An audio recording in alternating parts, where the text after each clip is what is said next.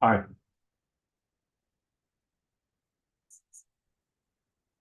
I can't solve that. I've got no sound here at all.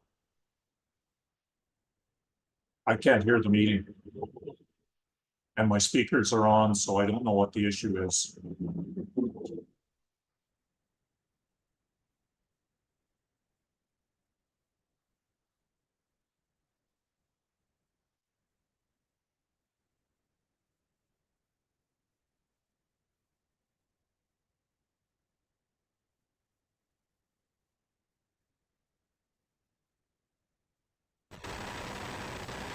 Test, test. Now I can hear. You can hear us now? Yes. Okay. Can we get that video restarted and we'll see if there's sound? You want me to restart it? No. Okay. Yeah, if you can restart it and then just check the sound on your side of sharing the video, that would be great. Thank you.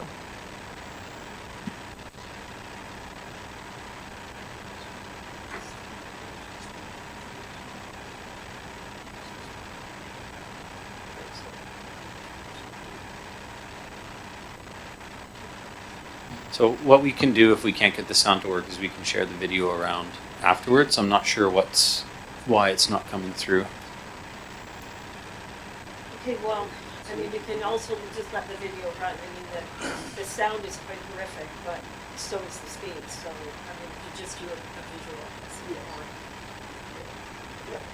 very, very, whoosh! Here, let's start playing with chairs. So that's Richard View. That's Richard View Drive, looking towards Stratford. Yeah. That's 4 o'clock in the afternoon.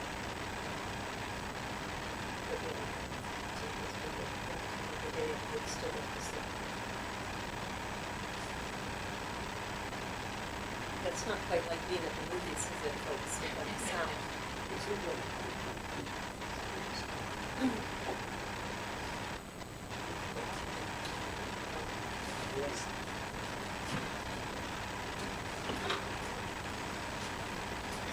There's actually 2 vehicles that are heading toward the First Nation, and they are street racing, actually, at 4 o'clock in the afternoon. And they are smoking along the road.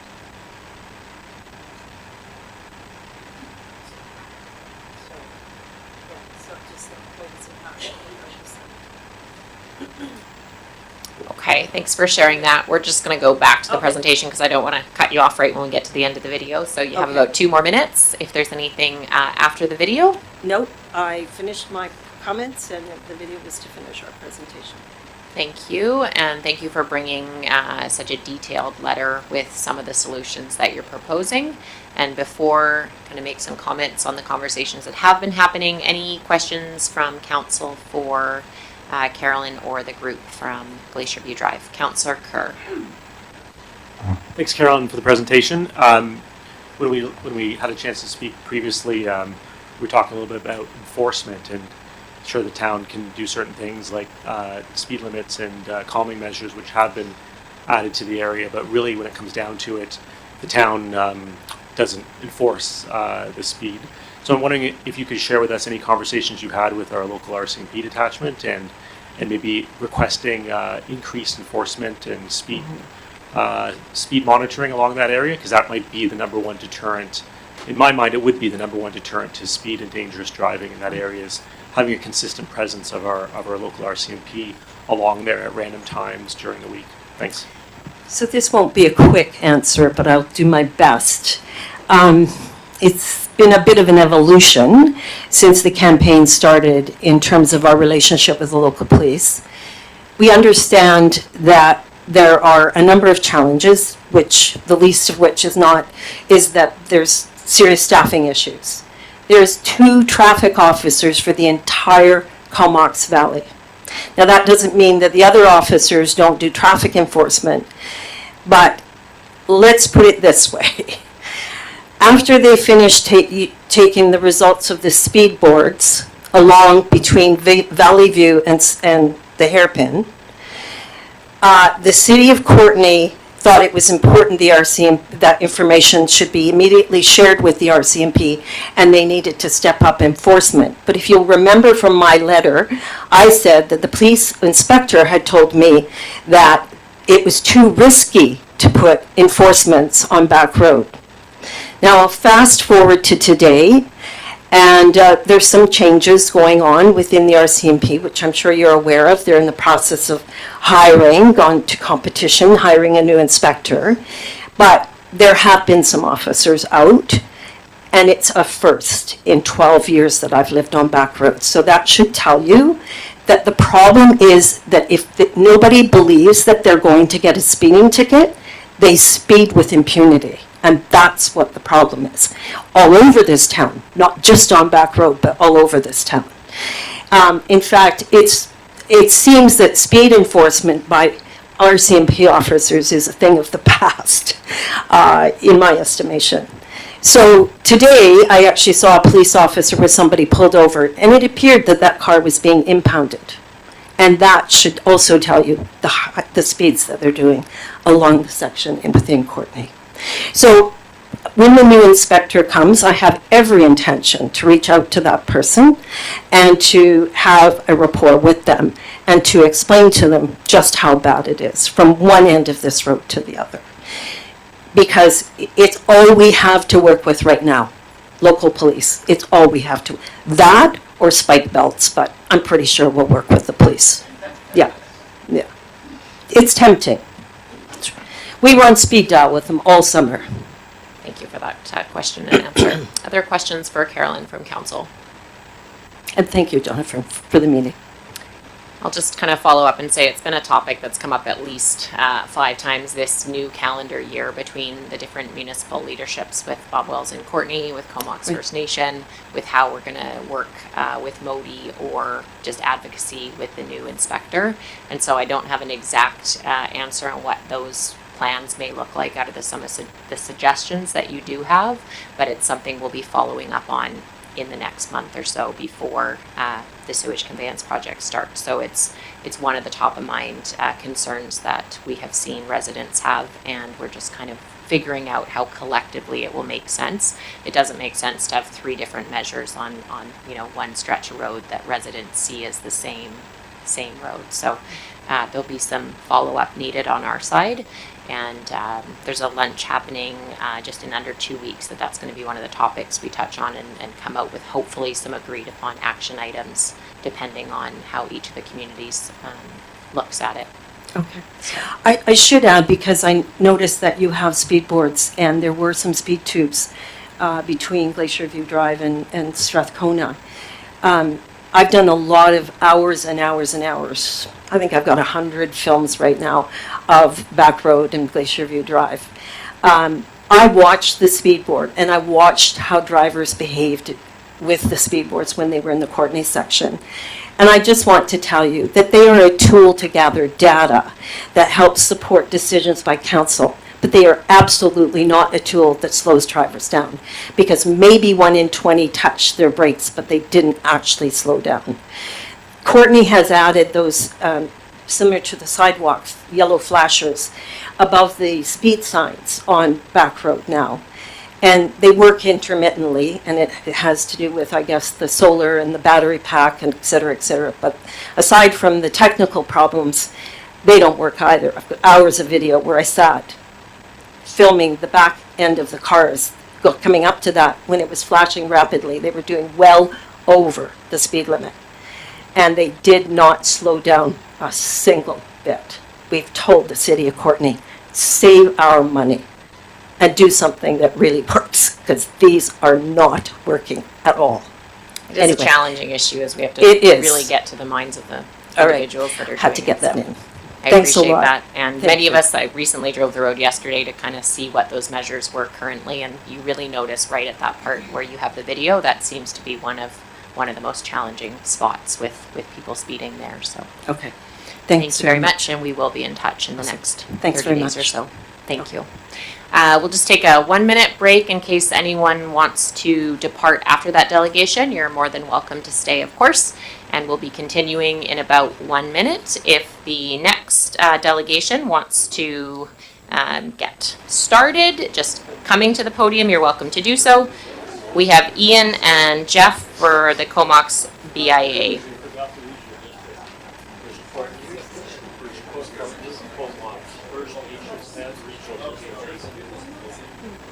And the lovely Barbara. It's me instead of Pete. I know you're Pete today. I'm Pete today. Very nice. No, Costa Rica. So very cool. Thank God. Tell me it's better though. It better be better. But Pete does remind me he is younger and much better looking than me all the time. Yeah. Oh, Sorry. sorry. Hi, Barb. Oh, she's here. Hi guys. How are ya? After you.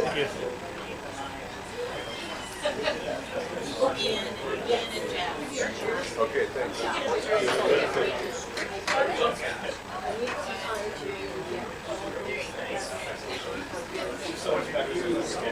Pardon?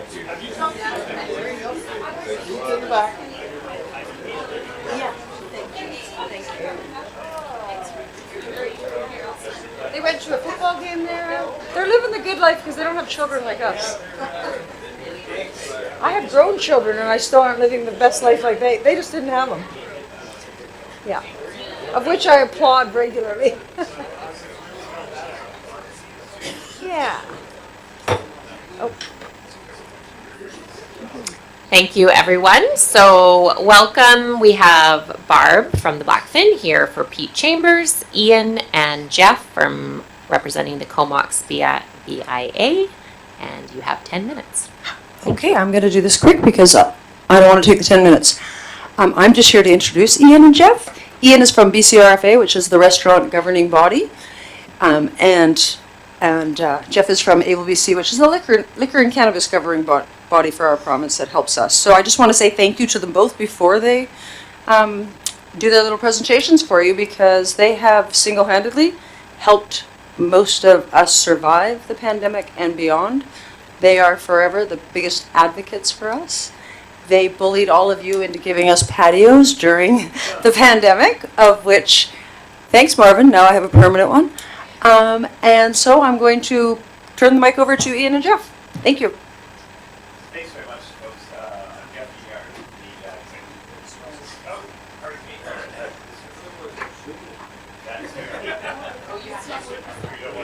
Do I have to?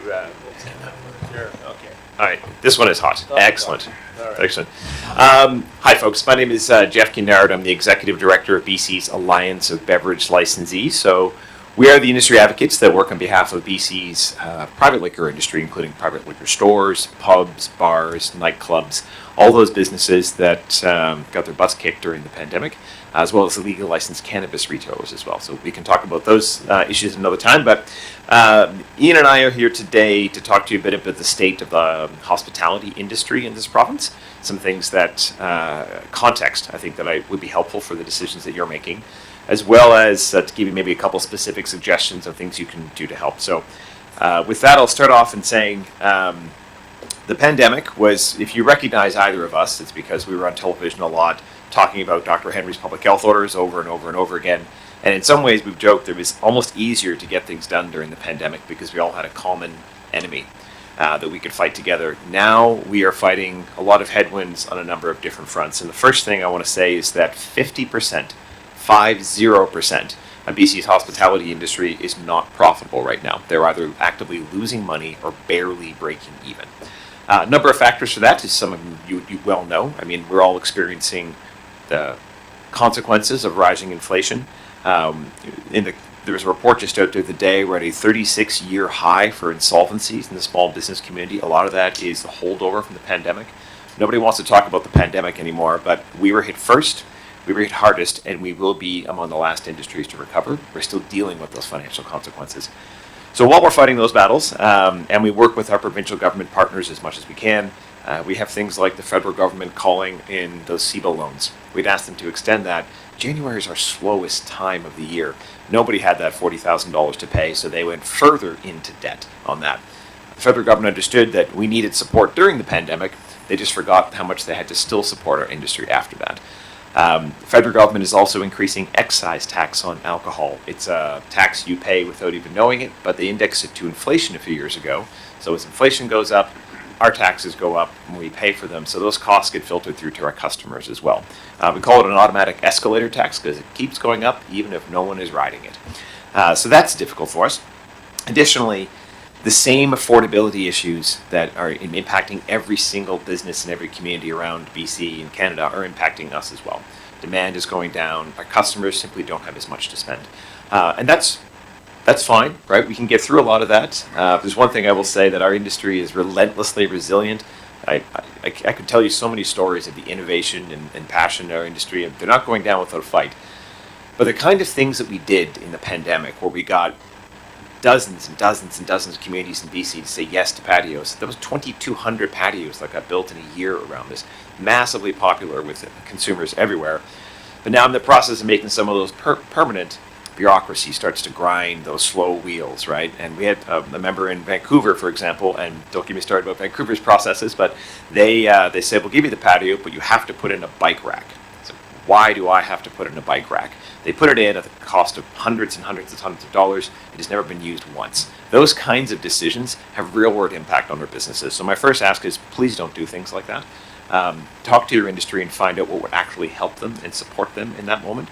Find a way to say yes as quickly as you can through municipal bylaw processes. Land use and licensing, those are the things that add tremendous amount of cost to us, particularly in the next while, as you're going to see. I hate to say it, we are going to lose more businesses in the hospitality industry, but someone else will come in and take in those spaces, and they're the ones that need help to get started, just as much as we need help for the ones that are in that industry right now.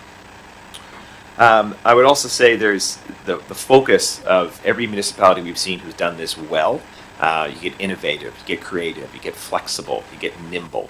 So if someone says, hey, let's have a festival and a food truck scene on this street and shut it down for traffic for a weekend, find a way to say yes to that. I know it's temporarily inconvenient, but you're supporting dozens of businesses. And the last point I would make on this, before I'll turn it over to my colleague and friend Ian here, is when you do it right, pubs, restaurants, bars become community centers. Right? Can you imagine if a place that's been there for 30 years that you would go and have a special meal with and a special experience with doesn't exist anymore? Those are the kind of businesses that are at risk right now, and that's why we need your help so much. With that, I'll turn to Ian. That was really well said, Jeff. Thank you. Well, I have to because Ian's the... No. So I'd just like to fill a couple things in here, and with the few minutes we have left. This is an $18 billion industry with 200,000 people, so it's significant. It's the fourth largest employer in British Columbia. Jeff just alluded to something that was very interesting, is that they often call restaurants and pubs the third place, which is your home, your office, and then a place to go. So it's an office, or it's a restaurant, it's a pub, it's a place to go have brunch, all those different things. We know during the pandemic, the damage happened when we didn't have the sociability. We are seeing people going out, they need to go out. That's so important to them, but they're spending less. So having happy hours, appetizers, as opposed to full-on meals. So the spending is down. But we put together this in a rather clever document, and that Jeff actually had a lot to do with that. It's called Savor BC Restaurants. You will get a copy of this in the mail with a letter from us, and outlining a lot of things that Jeff just spoke of. And we have different sections in this menu. It starts with the unhappy hour. Yeah. It goes to the unappetizer. Yeah. And I sat with the Premier last week over this because he was so enthralled with this. He goes, I think there's some things in the takeaway menu that I'm going to order. And the idea of this is to put all the issues in one place, because we chase the ministry of this, the ministry of that, the municipality of this, the greater regional district of that. We are so scattered, but we've never told the story in one place. This lays it out as to all the challenges and the things that we can do, as Jeff said, very important. During the pandemic, we worked with a collective strength that was unbelievable. We would phone ministers on the weekend and say, we've got an idea. What do we do about, for example, delivery and freezing delivery rates, because that was really hurting your industry? It was done in 24 hours. wholesale liquor pricing, which was 20% reduction in liquor for restaurants was in pubs, massive. But now we don't have that collective will. Everybody's gone back in their pet projects. So we've got environmentals going over here and health going over here and liquor policy going over here. So this is designed to try to get us back to a central point to see how we can help. In conclusion, I would say that a few things that would really be helpful, and Jeff talked about it, patios are huge. I mean, they became, as Dr. Henry said, you can't go inside, so go outside. And we've trained ourselves. So whatever you can do to make patios happen and keep the price down and keep it easy, awesome. In Los Angeles, they have a permanent patio process. It's 3 months, $200 or $300. In British Columbia, it's been going on for years and really costly. So why? That's the sort of thing to think about, as Jeff was saying. We have a massive labor shortage. It takes 12 people to earn $1 million in the restaurant industry, pub industry. It takes one person to earn $1 million in a gas station. So we're highly susceptible to labor and labor shortages, and we're trying to deal with that as well too. So you have a real impact at the local level. We're here to support you in any way we can to bridge the gaps between ourselves and the provincial government, because sometimes that gets a bit foggy as well too. But you know, we're really proud of the work we did during the pandemic, but we're not out of this. We were as Jeff said, we were the industry that got hurt the most and the hardest, and we're not out of it. And so our job is to see, you know, and we're not sitting here talking about people that shouldn't be in the business. There's a lot of people that shouldn't be in the business, a lot of businesses that just, thank you very much, nice try. We're talking about the heart and soul of communities, and anything you can do, anything we can provide as a resource, pick up the phone, call us, we'll be over here. It's hard to get here, by the way, but we're here to help. So thank you. Oh, by the way, I will, and so you'll get that in the mail, okay? And there's e-copies as well too. Or you want it back now? Online? Okay. I'm like, I'm quite loud. I just wanted to say thank you and to let you know, putting on the BIA hat, not the Blackfin hat, tomorrow morning, that's why Ian and Jeff are in town today, is tomorrow morning we're having a session with all the restaurants in the valley that were invited so that they could hear the resources they have, so that they can hear the concerns that we have, because they are basically our freedom fighters' survival guide to these businesses surviving, because a lot of our friends are not. And think about it this way, not that I'm being whatever, but if we took the Blackfin out of the middle of Comox, what does that do to your downtown? And it's a very real possibility that those kind of things will happen to a lot of the littler ones. We've already seen Toscano's close, and now thankfully we have a new one going into their space, but when they don't get replaced, the whole buzz of the downtown core and that being able to meet and greet and all that with the actual residents doesn't exist anymore. So we are very important, and we very self-important as well, but we are very important to the community. So we are very thankful that they are here. Tomorrow, I'm sure the BIA through Councillor Blacklock will hear what happened at our session at our next meeting and relay it to you, but thank you for listening. Thank you, Barb and Jeff and Ian. And just wait there for a moment, just in case anyone has any questions around the table from what you presented. Any questions from council? Okay, well, thank you so much for the information. And I will say we're very, very proud of our restaurant and pub establishments across Comox. You have to use your bike. My apologies. When you're talking to the councillors and UBCMs, this is the document we want you to say, did you know this, did you know that? Because you will be empowered with the knowledge.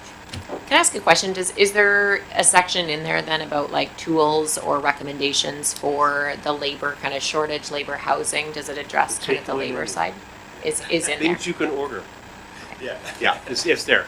Okay. If you could leave a copy, if it's possible. I know you said you were sending I will one. leave a copy, and then we'll mail you one. You'll get it in about 3 or 4 days. That would be fantastic. Thank Thank you you so much. very much. Thank you very much. Thank you.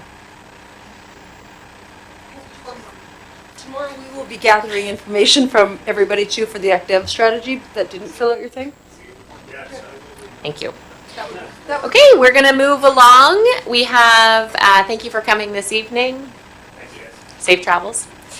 We have Tracy Clark. Welcome, Tracy, from the Chamber of Commerce to go over business retention and expansion service proposal with us, and there is a presentation for that. Welcome, Tracy. Thank you so much for having me. How's my sound?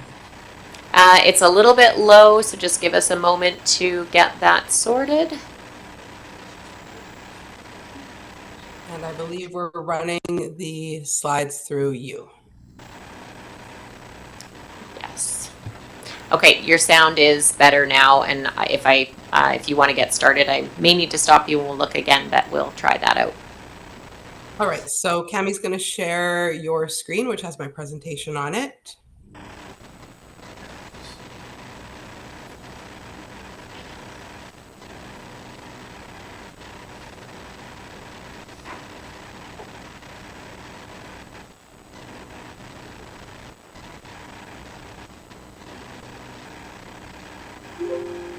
Okay, your presentation is on the screen for us now. Thanks, Tracy.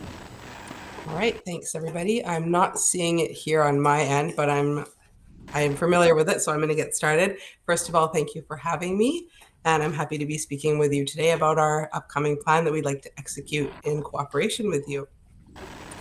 We'll go to the next page, Cammie.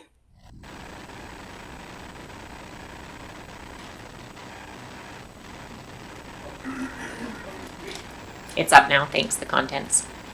Okay, I'm flying blind over here, guys. I do not see your screen on my end. So I'm gonna run you through the contents of the project, and it will be strategically phased. The work will be done in compliance with the Chamber's fair and equitable procurement strategy, and there are a lot of opportunities for us to work together. We're going to be talking about why the Comox Valley Chamber is an ideal partner for you with this project. We'll be looking at some challenges that we can possibly anticipate along the way. We'll talk about the budget, and then we'll do a little bit of going into the fine print, the advocacy, and the funding independence and agility. So we can go to the next screen. So what are we doing? We want to get our finger on the pulse because we know that the business landscape has changed. How are we going to do this, and to what end? The action will be the bulk of the project. Next slide. Our plan here is to engage with community leaders to start, nonprofit organizations and service groups, to gather intelligence on, hold on, I'm going to go to my own slides.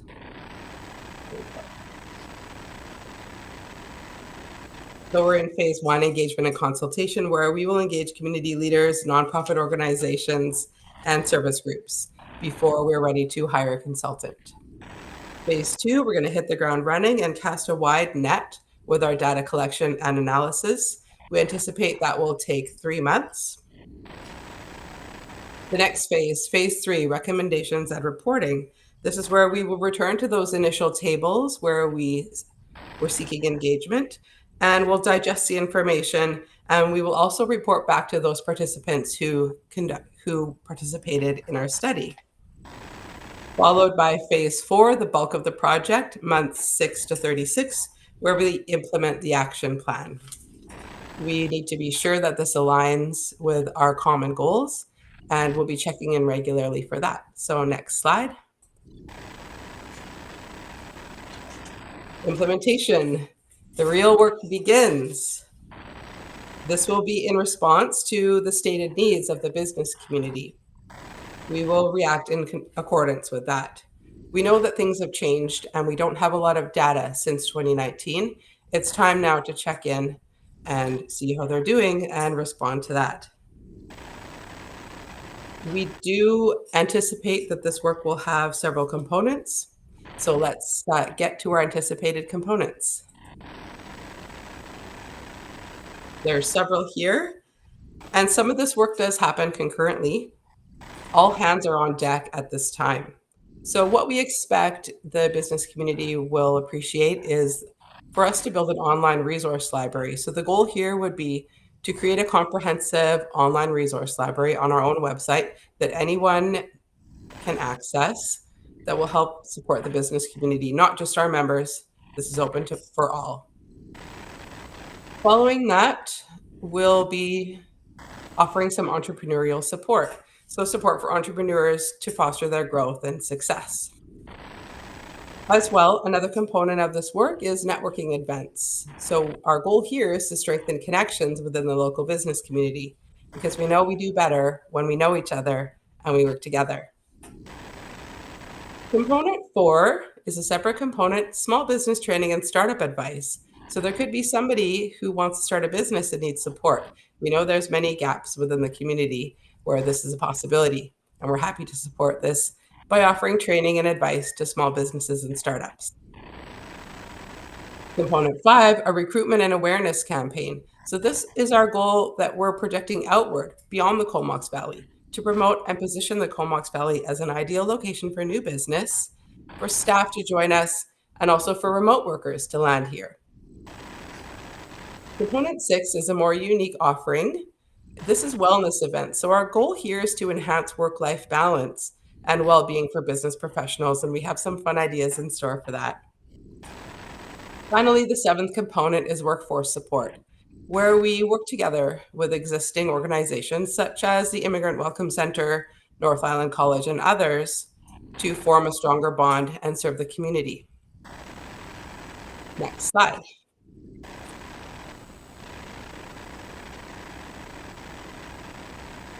We need to get the word out because engagement is key for this. So we have some plans for that, some strategies, and we're going to use our various channels, including the Comox Valley's information channels, which are quite strong, and our social media to update the community on the developments.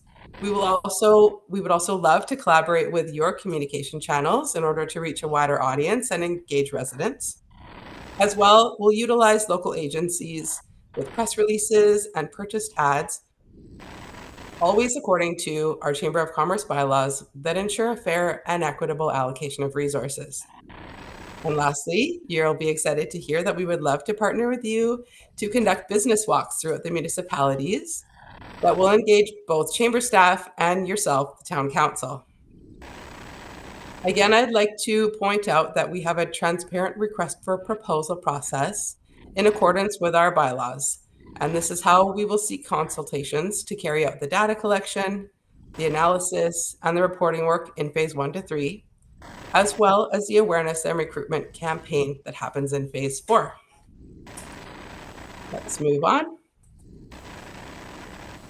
This is where we talk about why we're such a good fit to work together. So you can see our core values are up there. Community, we celebrate and amplify our members' success by addressing the challenges faced by the business community. Our other value is member focus, but that expands beyond just our members to equally empower members and non-members with resources that they need to be successful. Our third core value at the Chamber is leadership. And you can see that our advocacy for business retention and expansion aligns with our role as a policy leader and the voice of business in the region. Finally, inclusivity is very important to us, and we aim for this program to be representing diverse businesses and to treat everybody fairly, equally, without bias, at the same time contributing to a thriving and inclusive business environment. And we also know and understand that this is a perfect fit with your recently stated economic goals, and we'd be happy to partner with you on this project. Next slide.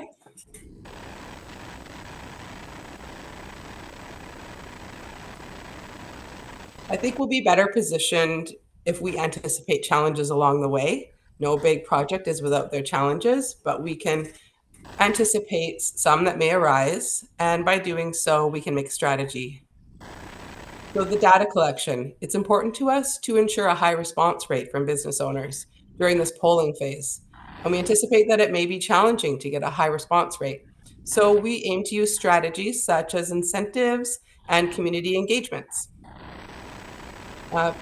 Another challenge that may arise is community buy-in. So this is where we will be gaining support from arts and service groups that we've already talked about in phase 1, and just to make sure that they actively contribute to the program. This could require a dedicated effort in relationship building and communication, although our current community connections are quite strong in these areas. Another possible challenge could be resource allocation. So managing the budget. and ensuring that expenses are effectively utilized is a key challenge. Our organization, the Chamber, has a monthly budget to actuals check-in. Our financials are overseen by a bookkeeper, treasurer, and the board of directors to ensure we stay on track. And we will make a financial reporting plan with you that meets your needs. Another challenge is the changing business environment. Things could change, external factors could change, economic conditions could change, policy could change.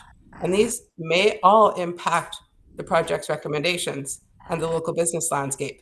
So we promise to be flexible and to adapt if circumstances may change. So how are we going to make this all happen? Let's talk about the budget. And next slide. You can see that the project is 3 years long, and the bulk of the work, the bulk of the input happens in year 1, and that's due to the consulting contract. And we do think that the rest of the resources are a reasonable contribution to grow the project.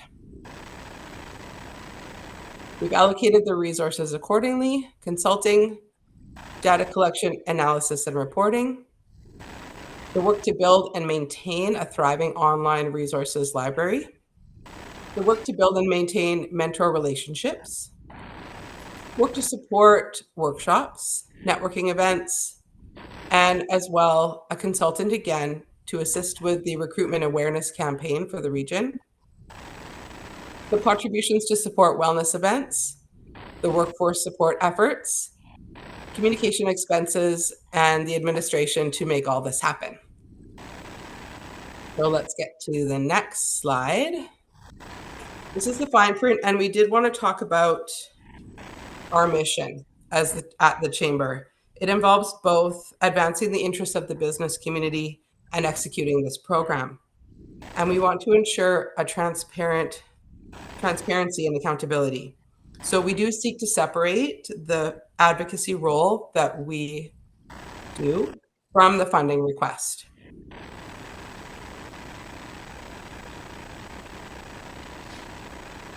Next slide, please. So how do we keep an eye on things? Make sure that we're on track.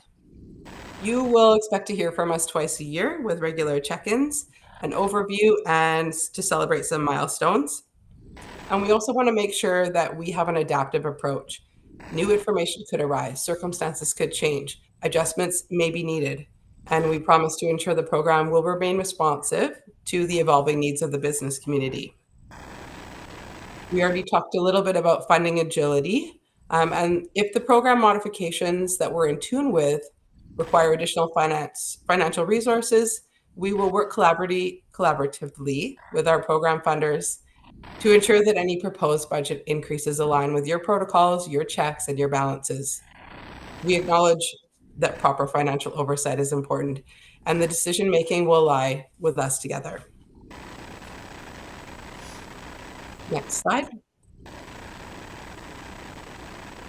We're about ready for some questions, and I wanted to close with thanking you for your time as you were able to hear our proposal for the 3-year plan to develop a business retention and expansion program in Comox. We'll complete our action plan together to respond to the stated needs of the business community, and we will do so in regular consultation with you. We'll follow the phases, the timeline, the budget, and we will address the potential challenges. We will work collaboratively with you, our municipal leaders, to enhance the economic prosperity in Courtenay and Comox. Any questions? Thanks, Tracy. Just to confirm, was there a specific dollar request that is attached to this proposal for the town of Comox? So there is a total amount in the budget, and I understand through my communications with your CAO that we're going to be partnering. We hope to partner with the city of Courtenay on this, and that there is a proposed percentage split of this, of the budget. Okay. So, just to clarify, we don't discuss on the same evening. It will go to the next regular council meeting for discussion, but some clarity around what the specific ask is will be helpful for that next meeting, so we can kind of put that between yourself and staff to clarify. I don't think this is something that's been funded before, so we just don't have the details on what that looks like, whether we would or wouldn't. I won't go further into that, but just some clarity around what the specific request is, I think would be helpful. Questions from council? We have Councillor Swift. Thanks, Tracy. Looks like a really thorough way of going about it. I'm wondering if you have explored or would be eligible for any kinds of grants to fund this kind of initiative.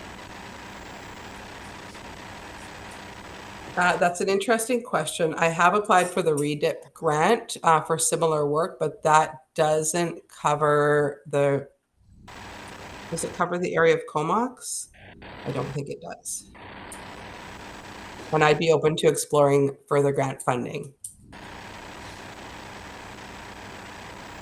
Thanks for the question and answer. Councillor Grant. Yeah, thank you. So just currently we're in the middle of getting an economic development strategy put together for town, and it seems to me that a lot of this stuff would likely be covered in that. It sounds to me like it might be something that would be properly done after we get that report and have a little better idea of what they're thinking. It sounds like there's a little bit of duplication here.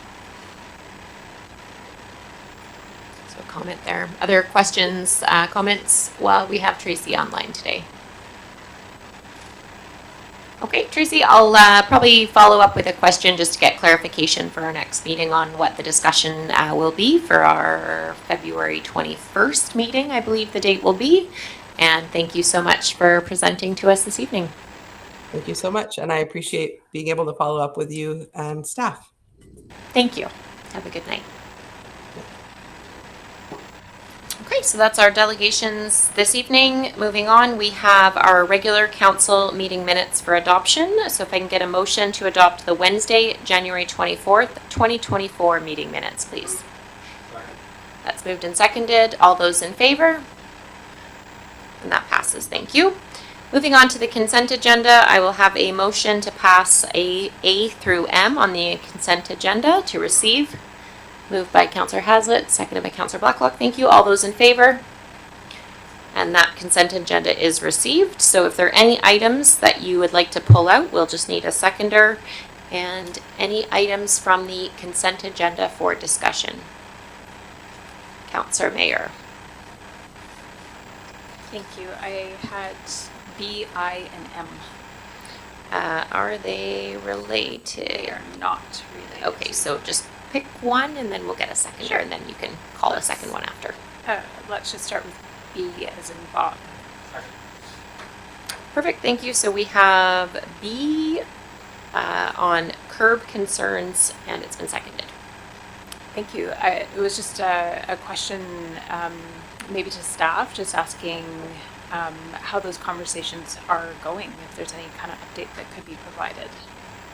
I do know Julia Jones is on our delegation list at either the 14th or the 21st, but sometime this month, but I'll go over it. So we'll be having a discussion around it more fulsomely. Over to staff. Yeah, that's correct. We'll be receiving a delegation from Ms. Jones. The request, so we had a meeting. The request that came to staff was more expansive than something we could do just ourselves, so it's going to be something that council needs to look at. We had recommended that she approach the accessibility committee as well and talk to them about possibly bringing a recommendation for council. So 2 avenues for this project to pursue. Does that work? Yeah, so we'll be talking about that more with Julia in person, hopefully. I'll just pull out an item if possible and then we'll go back and mix it up. I just wanted to quickly pull out A, which is BC Transit. Thank you. I just wanted to mention we did get notification directly from the regional district and from BC Transit. The bus systems are back up on February 7th, so today, and Handy Dart will be back on Monday. Nope, you know what? I got those dates mixed up. Today is Handy Dart and the regular bus service is back up and running on Monday. So that is good news, albeit very challenging for for folks over the last 6 weeks. So just a quick update on that. And any other items for coming out of the consent agenda? Councillor Mayer. I was my next one I wanted to ask about. It's the urban forest concerns. Perfect. So that is from John and Barbara Nielsen regarding the conveyance project and urban forest concerns on their property there. It's been seconded. Yeah, thank you for that second. So I am curious if we can find out if urban trees have been considered along the sewage line. Thank you for the question. I also had that down as kind of how I know that it's kind of fully been handed over as far as management to the CVRD, but how do we flag if we have residential concerns on specific trees? So over to staff.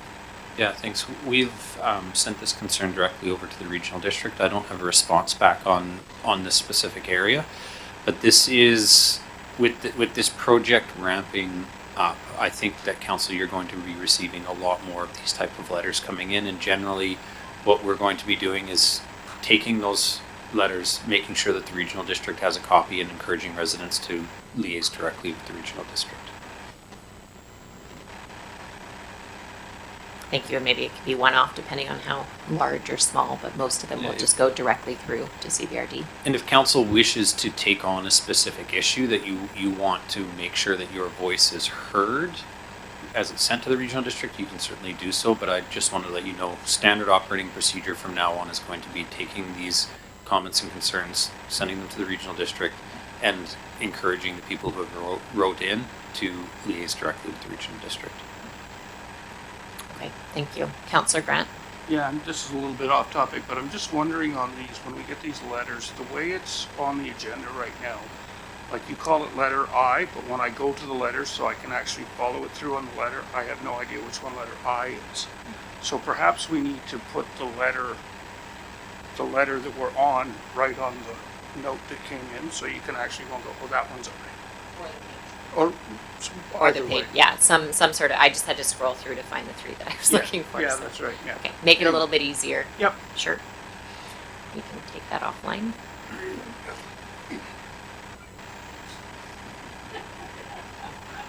Hyperlinks is the best idea I've heard yet. Goes right to it for you. There's no matching. Okay, so I would like to pull out the Comox Valley Snow to Surf, which is K, and it is on page 43. There is a request there for, oh, you know what? If it's on the agenda later, that makes sense. Okay, perfect. That's probably why it's on my notes twice to talk about. We're here. Let's just. No, yeah. Okay. It's going to be a long night. No, I'm just kidding. So they have the request to use Marina Park, as they've done for many, many years, on April 28th. They're requesting a few items there, from bleachers to traffic barricades. So do we need a motion to approve I believe it's their standard request that they've done in the past. So I'll have a motion to pass their request from the letter received. Second. Thank you. And any questions or comments on that request? All those in favor? All those in favor? He who passed the motion, yes. And I know in past we've noted there's some things we could do better as far as our own participation attendance, the awards. So I've made some notes to take that offline for the attendance for Comox at that event, because that was some of our feedback from last year that we had on that file. So thank you for that. Any other items to pull out from the consent agenda? Councillor Mayer. This is my last one. It'll be quick. And actually, can I just ask a quick question about the one that we just passed? I'm just curious about why does it come to council? Is it because there's in kind? It's kind of been just done that way every year. We could take it offline and prove it ourselves by staff, but they write into council. It's good for council to see, the events happening, that you're supporting it. We typically end up having one or two people attend, so it's kind of a nice way to have us be reminded, but it is more of an operational thing. But it does remind us about our attendance. It's the same as like the Wounded Warrior or some of the other ones that come through this way. Not sure best process. Councillor Grant, did you have your hand up? Okay. Councillor Mayor, item. Yeah, it was just about the food charter, the Vancouver Island food charter. Perfect. And do we have a seconder for the Vancouver Island Food Charter? Island Food Charter. Seconded by Councillor Kerr. Thank you. Two questions. The first one is, do we know if this was endorsed? I believe it came to council a couple of years ago, and wondered if it was similar to the piece around food in schools where it was endorsed but perhaps not followed up on. So I'm wondering if that's something that staff could just double check. It's possible that that didn't happen, but it's also possible that it did. And then my second question is, in the case that something like this was endorsed, or even if it wasn't, how would something like this be considered in the OCP, given the direction that we're taking with the OCP? We've already included the Vancouver Island Food Charter in the literature review for the OCP. What items are sort of pulled through and included, I guess, will depend on the consultation and direction the council decides to go. Perfect. Thank you. And I wonder, it looks like they're asking us to adopt the Island Food Charter. I wonder if we could either have an offline conversation with them and find out if it would be best for them to come as like a 10-minute deli. Like, we may need more information, but after looking into the history, me and you can maybe have a quick conversation about what that is and whether it's worth them coming and giving like a little bit more of an in-depth presentation on that before it's a motion by, at the table. Yeah, and I do think because of the timing with the OCP, there's just questions about whether that is what is needed or not. Okay, yeah, that makes sense. Yeah, if it's already going to be included in there. Okay, so to be continued on that conversation. Any other items from the consent agenda? Perfect, so we're moving on to unfinished business. The first item we have is January 24th, 2024 delegation for the Comox Valley Situation Table. The item summary was the delegate requested that a council member or staff, at the time they said staff, consider participating in the Situation Table System Leaders Group. So that is our item for discussion. I personally would consider sitting as the kind of Comox liaison, and I'm curious if anyone else has any interest in that for discussion. We probably need to make a motion, even though it's not like a... Okay, I'll move the UBR delegate. Well, I would like to be, but if I just wanted to check if anyone else would like to be. I remove myself from most boards, so I probably have some board room. May I ask a question? Of course you may. I'm fully supportive of you being there. I am just conscious I do remember we asked them if they would prefer staff or a council member, and it sounded like they would also really like to have a staff member, and that link actually sounded like an important one. So are we already having staff there, or is that something? I had a conversation offline with Karen McKinnon about that, because I said realistically, resource-wise, like, because we asked that and they said staff, and it could be bylaw, it could be fire department, it could be, and then she said, well, actually, it's just whoever who really wants to passionately be there and give the communication was the offline conversation, and then staff and I chatted about it, and it really could be either. Like, so does it make sense at this stage to have both? Probably not. I just really wanted to make sure we had some presence because it's a newer table. But yes, they did originally say staff, and then offline it was whoever made sense to be there. They were very happy to have someone there. Councillor Grant. Yeah, I know with staff, we've gone through this over the years where, at one point we had staff going to just about everything, and slowly we pulled them all back because it was just getting way too burdensome. And so I would be reluctant to send staff to some of these unless it's something that's just really important for them. But they got enough on the go already.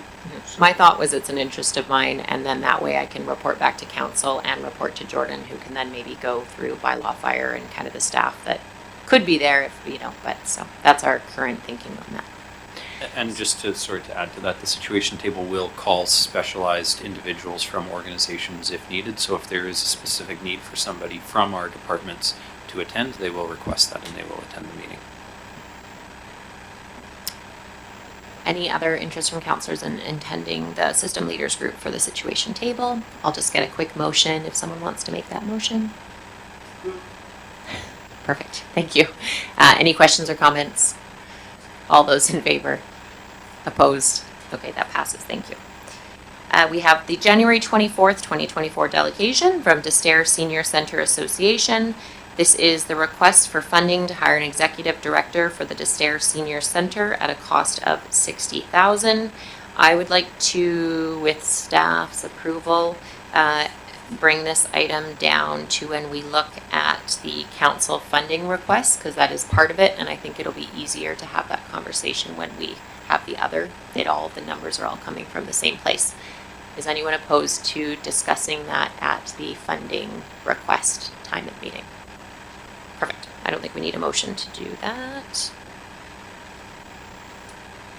So the next item under unfinished business is Council Budget Timeline Policy CCL-066.01, that the Council Budget Timeline Policy CCL-066.1 be adopted as amended. If I can get a motion. Moved by Councillor Councillor Grant, seconded by Councillor Swift. Any questions or comments? All those in favor? Oh, sorry to rush it. Councillor Swift. You know, this is just a curiosity for me. I noticed that it would not take place in the year of an election, so what would it do? Push it into January or February for budgeting now? Yeah, it might even, January, February is probably what would happen. It could even go a little bit later. Just depends on, largely depends on how much consistency you have from one council to the next. If you have a group of 7 new people, it's going to take a little bit longer. If you have 7 incumbents, it can probably be done pretty soon.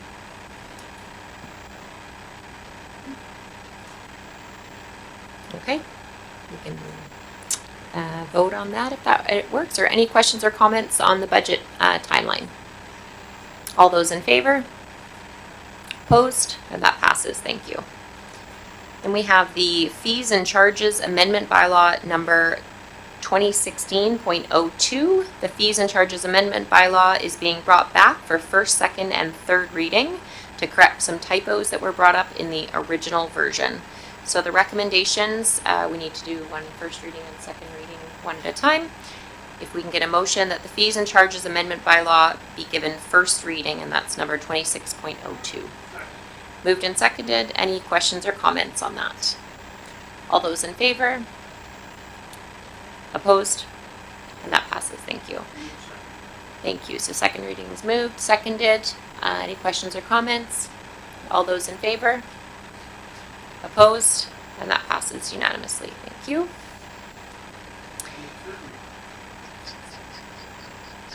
You're ahead of me.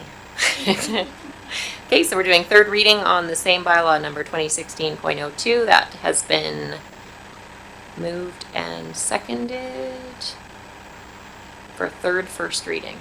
Is that spelling error? Okay. It's like I haven't learned about third first readings yet. Okay, so we're moving third reading. It's been moved and seconded. Any questions other than that small typo there? All those in favor? Opposed? And that passes unanimously. Thank you. There are no special reports. For bylaw adoptions, we have the Marina Rates Amendment Bylaw number 2010.01 that we passed the Comox Municipal Marina Fees and Regulations Amendment Bylaw for adoption. It's been moved and seconded. Any questions or comments on that? Councillor Haslett. In speaking with some of the residents who occupy the marina, they have mentioned over the last little while that there has been a bit more of an uptick with staff being down there a little bit more and doing a little bit more work, which I think goes a long way for the increases. I do understand that nobody really likes to see their fees increase. It is something that we're doing to make things a little bit more palatable on our side. I just wanted to bring up that they have recognized that we're starting to put a little bit more time down there, and it is appreciated.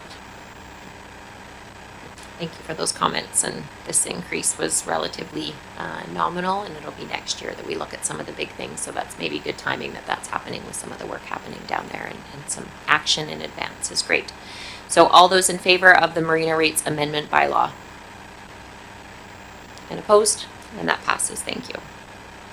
We're now moving on to new business. We have development variance permit DVP 23-13 for 148 Beach Drive. And we have a recommendation that the development variance permit be issued for that property, subject to the development variance permit conditions listed in Schedule 1 of the February 7th, 2024 planning report be met. That's been moved. A seconder? Seconded. Questions or comments on that? All those in favor? Opposed? That passes unanimously. Thank you. We have development variance permit DVP 23-14 for 2141 Fairbairn Avenue. And that is the same with the conditions listed for Schedule 1 of the February 7th, 2024 planning report. Moved by Councillor Grant, seconded by Councillor Kerr. Any questions on the 2141 Fairbairn Avenue? I just have a quick question to staff. We had a request to waive the permit fees on that, and I'm just wondering, I feel like that's one of the first kind of requests for that I've seen in a while. Is that something staff commonly gets, and what is the typical practice when there's a request for either a perceived delay or process, etc.? So how common are those? Because we don't see them that often at council. I'd say the requests are not that common, but we wouldn't recommend that you approve the fee waiver. It is council's discretion what you wish to do, though. I just mostly wanted to bring it up as the request was on the table. So that's not what we're passing now, but that isn't something we commonly see. And so any other questions or comments on 2141 Fairbairn Avenue Developments Variance Permit? All those in favor? Opposed? And that passes unanimously. Thank you. So now we're moving on to page 89, the 2024 council funding requests. That's something you'll probably need in front of you, as there's some different numbers that we'll have floating around.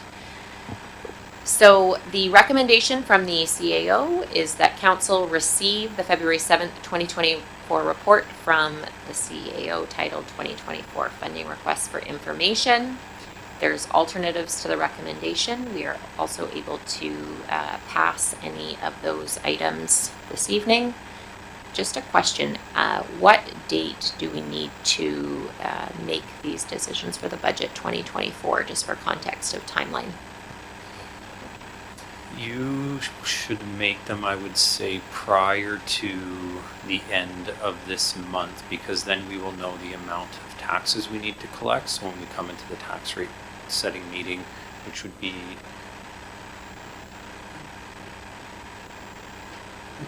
okay, so you could have some time in March to decide if you wanted as well.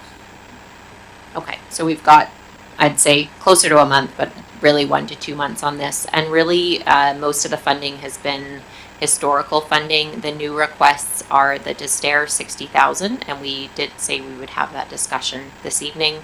We have the Nautical Days increase request and the Sid Williams increase request. Otherwise, the BIA request was actually funded last week, so we're talking about 3 items potentially, and some additional funding for other projects as needed. Councillor Swift. So there's no motion on the table right now. We're just discussing at the moment. I'm just having a question for clarification. Recently, $15,000 was approved for the substance use group, and it's not showing up on here. And my question is, should it be there? I know it's a one-time ask, but it was approved. That's correct. These are all permanent funding requests year over year, and so the funding that you're talking about was a one-time, one-off, and is funded differently. Councillor Grant. Yeah, so I'm looking at all of these, and for a group that doesn't have a grant and aid program, we seem to be giving a lot of money away here.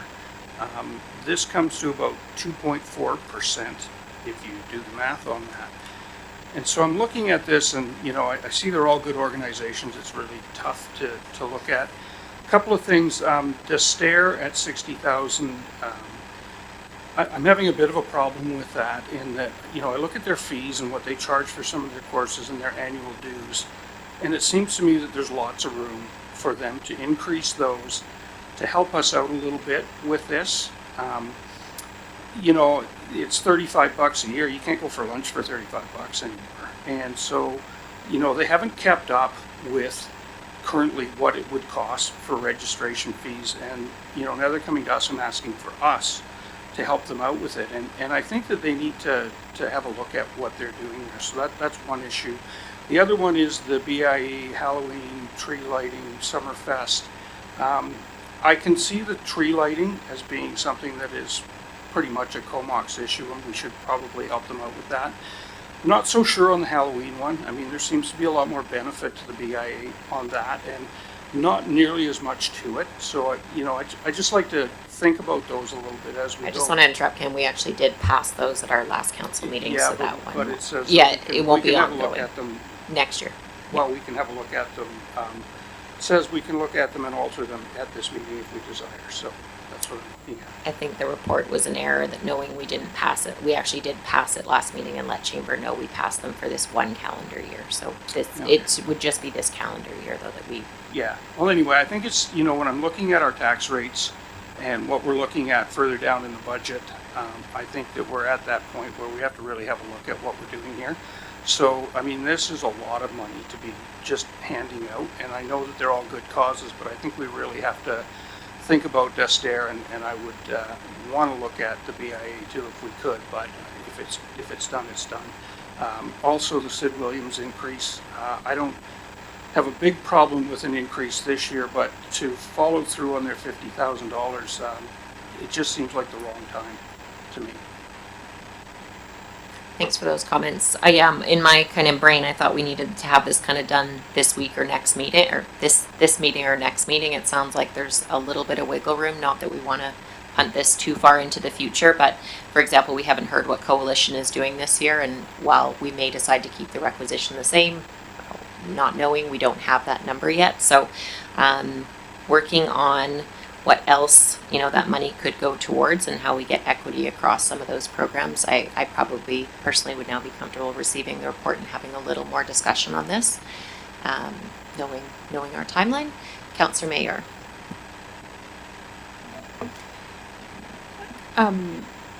Just kind of building actually on what's been said. I wonder if we're getting to the size and the number of requests where it might be beneficial to make this more of a formal program, and that would actually make it equitable and transparent. It would make it fair. It would give us measurable outcomes. It would mean that we could have strategic alignment with our strategic goals. And this is just the year-to-year stuff. Like this doesn't capture all of the things that we've said that we're supporting. So I would like to have that discussion as well. I know that folks have really not felt comfortable with having a formal program, but I suspect we might be getting to the point where we'd be more comfortable with a formal program.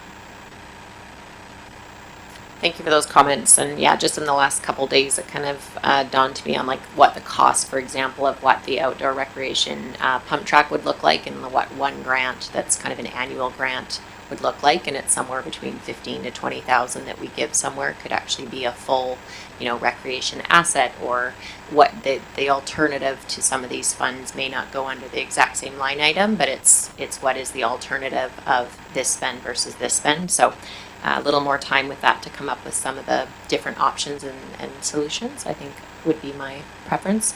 Mayor Swift. Councillor Swift. Thank you. Looking at this, I'm in favor of supporting the Destaire in some regard. I'm not exactly sure what the number is. I was thinking more along the lines of maybe 40 to 45,000, and then if that would allow them to do an increase that would make the 60 kind of reachable for them.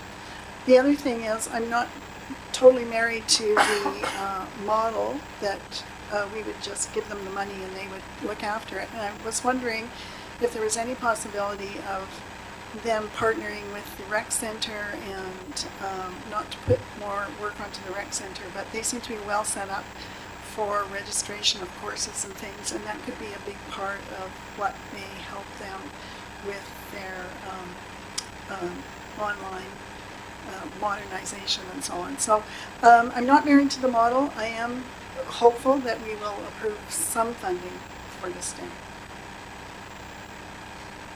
Thanks for those comments, Councillor Swift. Councillor Kerr. Thanks. And my brain's kind of going where Councillor Swift's is as well, like trying to find out the synergies. You know, thinking about, you know, we've got this events piece that's kind of hanging out there. Who's going to run music in the park, the downtown events, maybe even nautical days. We have the seniors center asking for support for, you know, an executive director. And then we also know that there's great seniors programming that happens there, and a lot of it's kind of like, you know, recreation. So is there some kind of a synergy, having a seniors recreation coordinator that's also the D'Astaire, you know, program coordinator or executive director? So just kind of wondering if there's some way to kind of kill two birds with one stone, or even three birds with one stone, putting these kind of requests together. Maybe that's a question for staff. Yeah, I think when I look at how many programs they have, I think we're very lucky that they are running those programs, and so it would be good to weigh out what that would actually look like, and if we have the resource to have that synergy. But over to staff for any comments on what would be the kind of recommended step of trying to find out some of the pros and cons or different models of what we would, if we did give a financial contribution and we wanted to have the different models looked at, what would be maybe a best next step to get information for us to make the best decision? I think if council wants to go down that path, the best idea would be to pass a motion requesting that the D'Astaire Centre meet with staff and their council representative to discuss the options. These items had been briefly discussed with D'Astaire in the past, and they hadn't been overly receptive to it at the time. Now, having said that, they wanted to be able to come in and speak to council about the funding requests. If you ask that for that to happen, maybe that would change. But we do know that there's potentially some support we could look to give from our recreation center. But the other part of it, I guess, is we're talking about a fairly large spectrum of services we can be offering here. You know, I think part of what Councillor Kerr was saying is there's a potential of rolling the events coordinator, seniors coordinator, and D'Astaire coordinator into one position, and that's something we'd have to go and give some thought to before I could comment on it. Councillor Haslett. Again, with respect to D'Astaire, I spoke at our last meeting about the great work that they do in the community and what they provide. It's no secret that I'm a champion of them. It's very easy to see as well that $60,000 isn't a small ask. With respects to what CIO Wall had to say, their initial request was different, and they have since come back with the $60,000 number. I'd be more than happy to sit down with staff and D'Astaire and look to see if there is a way that we can help bridge the gap. So at the same time, not only are we supporting the group, but also trying to make things a little bit more palatable. Thanks for offering your time, and I think, yeah, if it could be sometime in the month of kind of February, we could maybe get something solved for March or started. Councillor Mayer.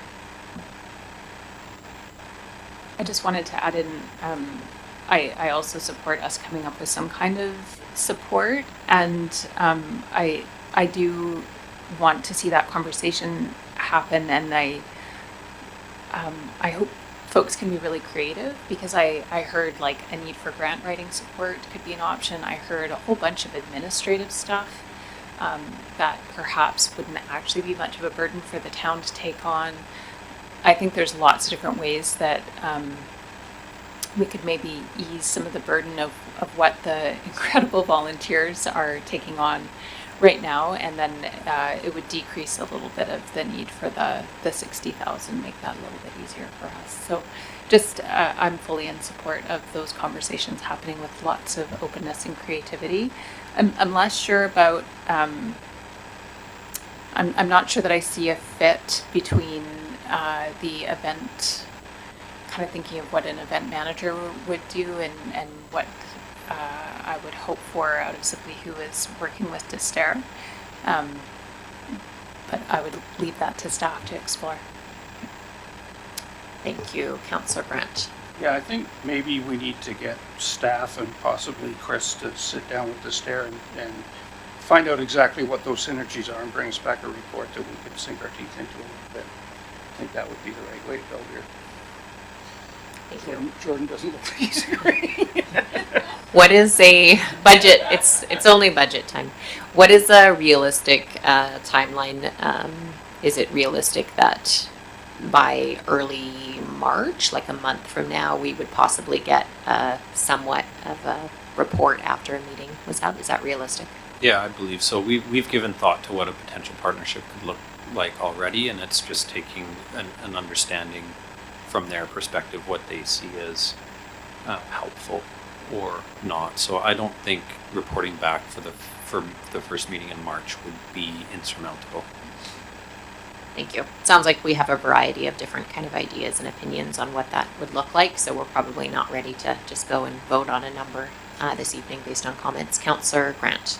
I think something else you want to keep in mind is this is how things creep and grow, and all of a sudden we're running the whole thing before too long. And so I think you just want to keep in mind that we're helping them out, but this is their thing, and we don't want to end up running the entire senior center for them, which is where it always ends up in time. So I'm having some feeling of that hesitancy also of what you take on and realize they're actually doing a great job over there and giving us a lot of value. So we need to be careful in those conversations of what we try to incorporate into our own management. I was going to just mention one of the things that's going to be really difficult on this is if we do head down that path and provide that type of service with the registration coming through the community center, it's going to require a really well thought out, planned in advance programming schedule from the D'Astaire Center that's going to be very time consuming to change if changes come through. That's just one item. So we'll have to have a real, honest conversation around both sides about what this could look like. Thank you. So we'll leave that with offline with staff and Councillor Hazlitt having a meeting with D'Astaire. And we will get a motion for now to receive that funding request report. Moved and seconded. Any questions or comments on receiving that report? All those in favor? Opposed? And we have received the report. It passes. Thank you. And we will be coming back to that. Thank you. I'd maybe just ask the council pass a motion requesting administration to meet with D'Astaire to explore potential partnership. Perfect. So we're voting on meeting with D'Astaire, as CEO Wall and Councillor Hazlitt spoke about. Any questions or comments on that motion? All those in favor? Opposed? And that passes. Thank you for clarifying that a motion is required. So now we're talking about the Infrastructure Renewal Fund, which is on page 104. We have a report and a recommendation from staff before us. So page 104. The recommendations from the Chief Administration Officer are that Council approve an $85.93 infrastructure renewal charge to be included in the 2024 tax notice, which reflects the year one cost increase to close the town's infrastructure gap in 5 years. And number two, that the infrastructure gap funding amount appear on tax notices as a special taxation line called Infrastructure Renewal Fund. So it is very clear on what that is. And that, just to clarify with staff, is an average, and there would be lower and higher depending on property value. So that is not a set fee with the way it's recommended. A set fee would also be an option. And in the report, they have given us financial detail of what a 1 year, 5 year, 10 year, 15 year, 20 and 25 year. So there was the 6 6 options that were laid out for us. One quick question I have for staff. What is the approximate, for those 5 years or 10 years, what is the approximate tax increase? Like if we're looking at a 5-year and it's $85.93, what is the tax in a percentage on the $85.93? It's about 5.7. Okay, and can you comment on the 10-year, just as an example?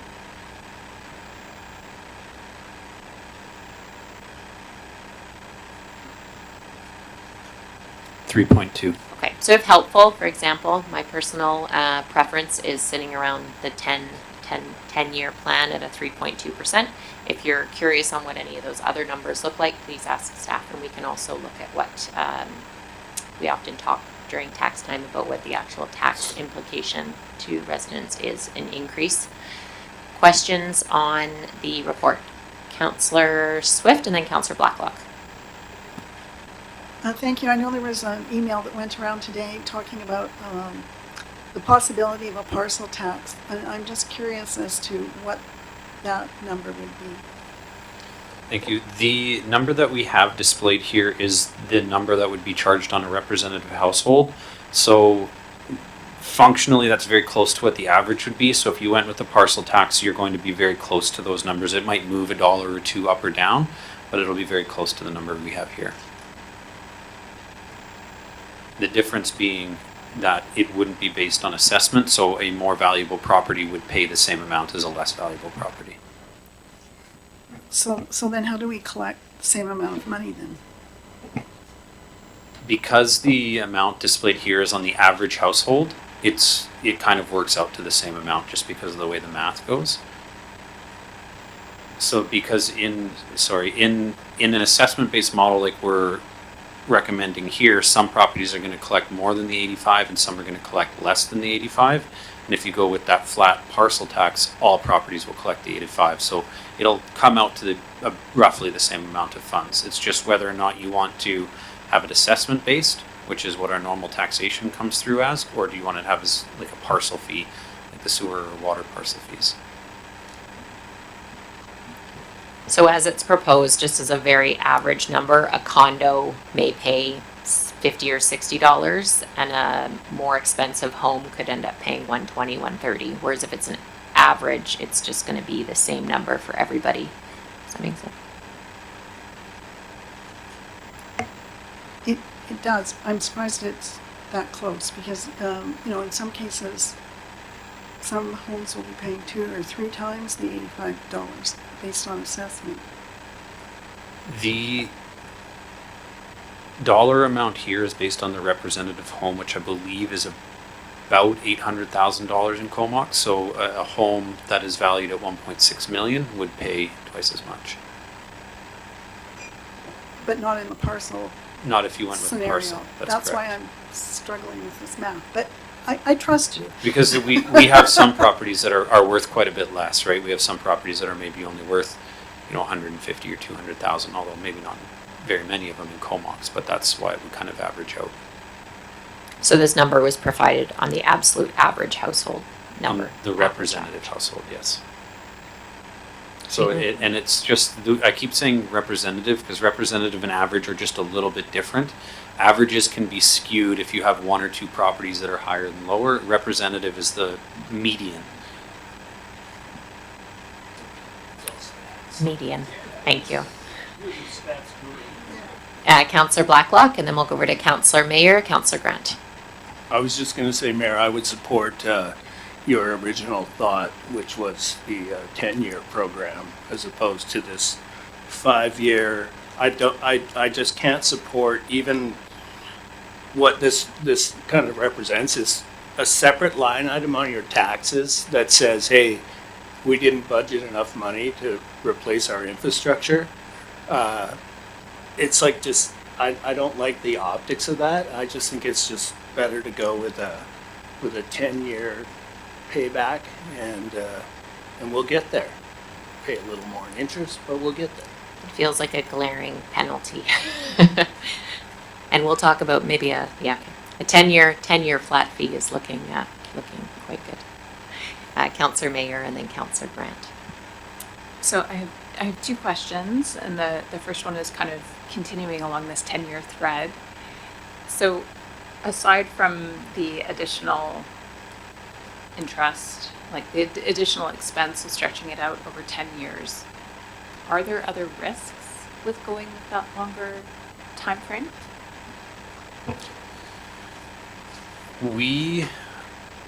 I'm trying to recall, and maybe Jeffrey, if you can remember, I don't believe we dip into infrastructure debt on the 10-year. I think if we extended beyond 10-year, we were starting to get into more significant debt. But no, I wouldn't say that there's major risk. We don't have, functionally, we don't have any debt right now, apart from a few grants that we've got low interest loans on.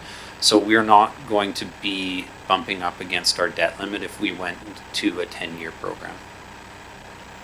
Thank you. And then my second question is, in a scenario where we experience significant growth quite quickly, and perhaps with additions of some commercial, would the need for this additional, these additional funds, would that decrease? It's possible if we see high density. High density brings in, what I like to call profit. It's a municipal tax revenue over and above the cost of infrastructure to service it. However, council is going to be pressured to do things like expanding the community center, construct a new town hall. Those will take additional funds as well. So as the population grows, we know costs are going to increase as well. So I can't promise you that density is going to bring a lower cost or pay for the old infrastructure. I would hope it would. I would hope the new infrastructure costs don't take up all of that additional. But there's no guarantee because we haven't made that roadmap of what we look to add. And I'll just add, sorry, one more thing when you were asking about any risks of going for the 10 years. So the only other risk is that council, you only are able to set the rate for this year, and it's up to the next year. Next year you will be making the decision, but when you get into new councils, they're going to take a look at it and make a decision from there as well. That's great, thank you. So based on everything that you've shared, I'm also leaning towards the 10-year option. Thank you. Councillor Grant. Yeah, so that was, you're actually hitting right on what I was going to talk about. I noticed that you based this on a 5.5% interest rate. They are scheduled to go down. My feeling is probably around the 4% range sometime before the end of the year. You're talking about 3% inflation. And then the other issue that we have is we have a lot of projects in our pipeline that don't seem to be able to get through. And if we can get them through the pipeline and get more of a tax base, and those two things come into play, we could actually have a different scenario in a year from now. Now, I also get that we have to, there's going to be all sorts of other pressures that come with us too, but I think there might be some optimism for next year. Whether or not it happens, I'm surmising. But I also look at the 5-year versus the 10-year plan. I looked at this really closely for a long time. And, you're paying an extra $6 million in interest to go to the 10-year plan. And so, I don't know what the difference is. Like, I think if we go with this and then we keep our financial plan the way it is, we're at about 11.5%. I'm not sure what happens with the 10% one, but I don't know that it's probably going to be 8 to 9%. So I'm struggling as to whether to look at the 5-year and get it over with, or the 10-year and keep the pain going till I die. We have Councillor Kerr and then Councillor Haslett. Thank you. Well, I like math. I like math because it's clear. It tells a story. It's hard to argue it, and it's free of emotion. So when I look at this, and I think a lot of us would claim that we're fiscally responsible. We ran on that, and clearly the math tells us the most fiscally responsible thing to do is to do the 1-year option. You cannot argue that from a math standpoint. I don't think I'm going to convince anyone around the table to join me on the 1-year plan. So I'll tell you that I could live with the 5-year plan. 10 is way too long. It is not fiscally responsible. I hate paying interest. I hate paying it personally, and I hate paying interest with taxpayer dollars. $11 million, $11.5 million of interest in addition for the 10-year plan is inconceivable to me. If you look at the chart on page 105, the third row is really the row that tells us what matters to the taxpayer. If we do the 1-year plan, it's $370 a year forever, okay? If you do the 10-year plan, it's $517 per average household per year. Okay, so it doesn't take long to figure out the difference of that and how long it takes to make that 371 not look so bad. So, yes, it is a one-time pain, but it is a long-term gain for all of our taxpayers. The final thing is this is unfunded taxpayer dollars over the past decades. It's not our fault. This is prior councils that have done this and made the decision of the day as they needed to. But if you think of, let's say, a homeowner that's lived in their home for 20, 30, 40 years, they've been paying lower taxes than they should have been based on our infrastructure. So the 1-year plan actually plays catch up. It's not extra money, it's money that they actually haven't paid, and they've been able to collect interest on it over the years. So it's just a one-year fix. I doubt I'll convince you to get there, but at least 5 years. It's only $429 in perpetuity, and it's only $5 million of interest. Half the interest, half the taxpayers' dollars going towards interest versus the 10-year plan. So join me on the 5-year train. Thanks. Councillor Haslett. I don't love math. I can't get on a 1-year train. I think it's too much too fast. Initially, when we started looking at this 18 months ago or whatever it may have been, I was kind of on the 15-year mark, and I thought that was a good way to go for our taxpayers. But as you start looking at the total tax difference year over year, the difference between the 5 and the 10-year plan, that $6 million is just a substantial amount of money. And I agree with what Councillor Kerr had to say. These are taxes that probably should have been charged for years and years and haven't been. And as he had said as well, they were the decisions made at the time that everyone thought was right. No one was trying to put us in a position where we had to make this up over 1 to 25 years, but here we are. Over the last few weeks here, I've been bouncing back and forth between the 5 and the 10-year because it needs to be done quickly. I'm leaning more towards the 5-year plan at this point, but one of my questions is as Councillor Grant said, as projects come through and we start making, whether we get money from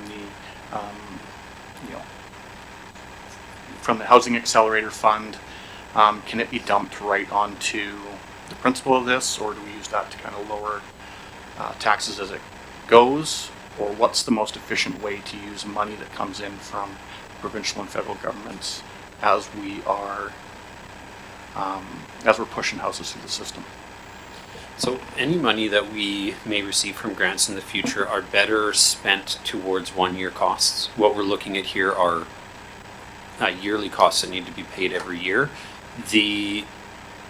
What you'd want to consider is when you have a big non-market bump in your revenue. So this year, $67,500, $86,000 in funding requests, not enough to cover all the funding requests, let alone put it towards your infrastructure or put it towards lowering taxes.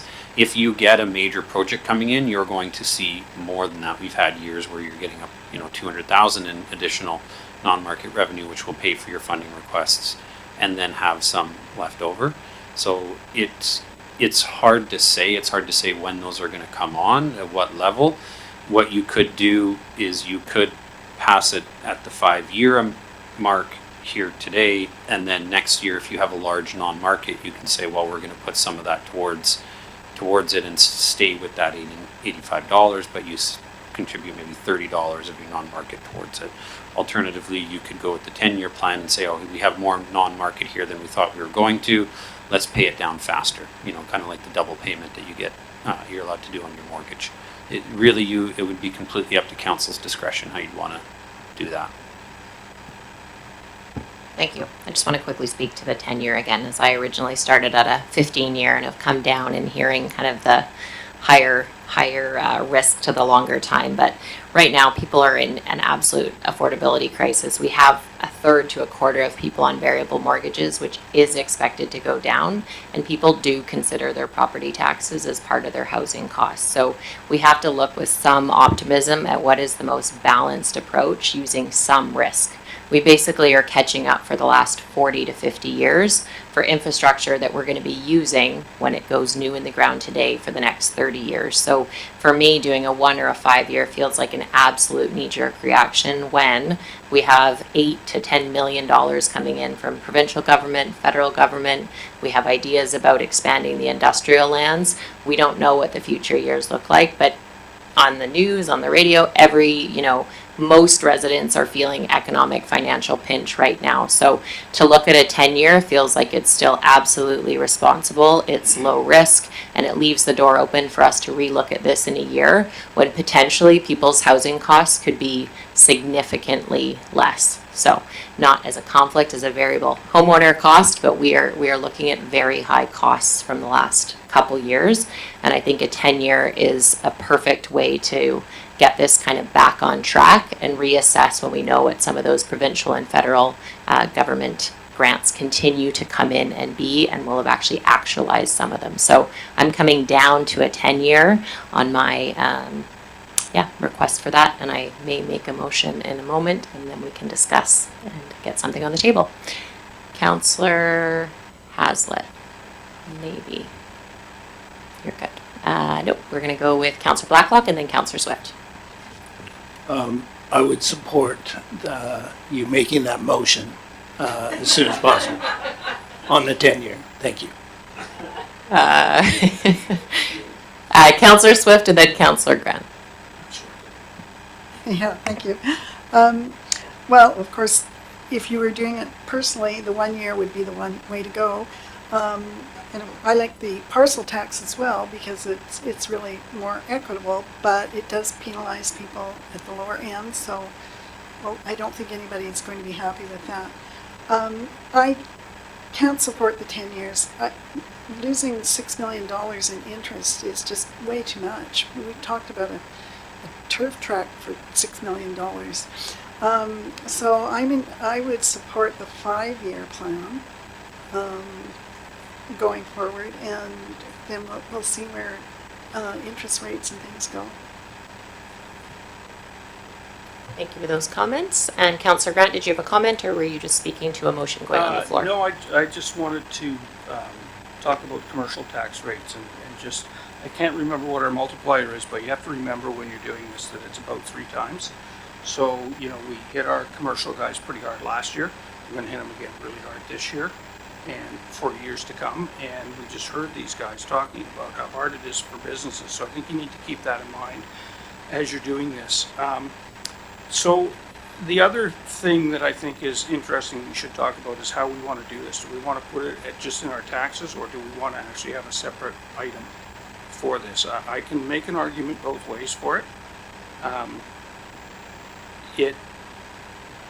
I don't want it to look like we're trying to pull something over on people. If we're going to go with having a separate line item, then I think we need to be really upfront and tell people why we're doing it, and taking it out of our taxes and making sure that everybody knows that we're not trying to hide this somehow or pull a scam. It will come out over the years. It only takes one guy to figure it out, and somebody will.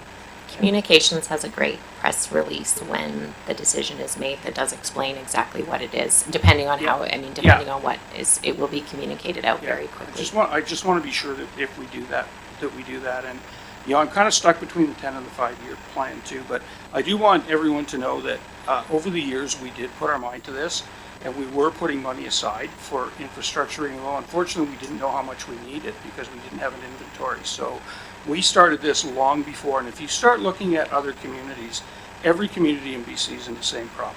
Nobody was putting money aside at all. We were at least doing some.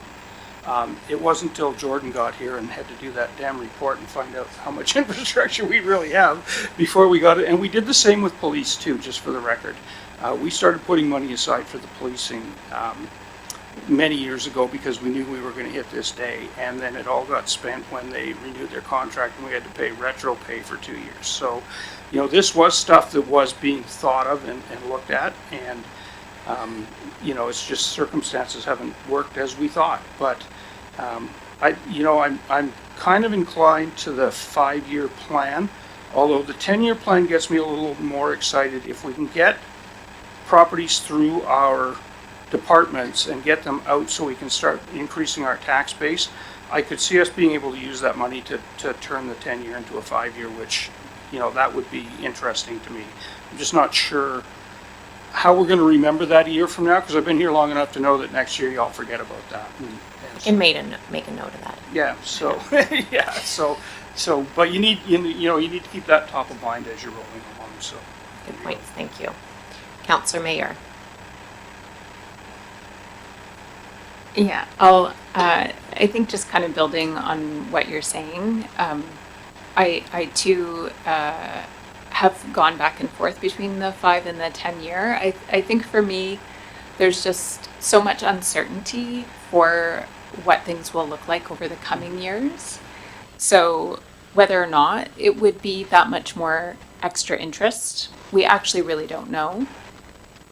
I think for me, it's easier to look at what the percent increase is for this year in this economic reality that we're in, knowing that next year will be different, the conditions will be different, our future outlook will be different.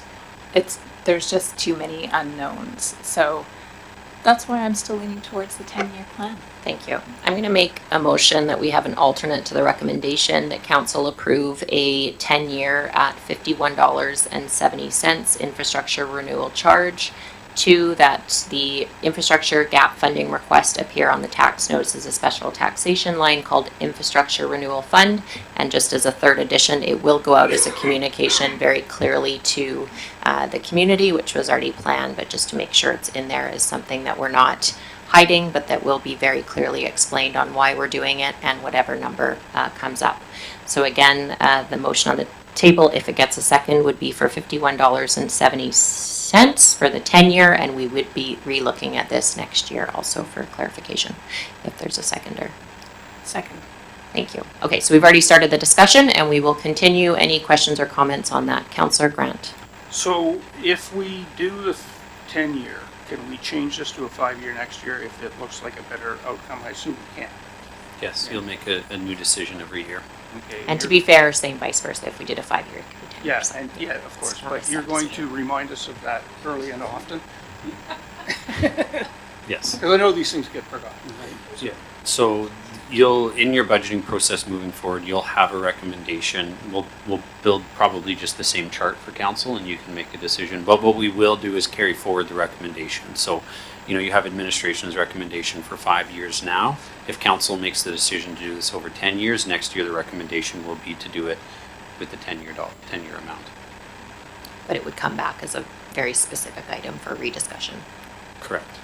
Okay, thank you for clarification. Councillor Kerr. Just to state, I'd be voting against the 10-year option.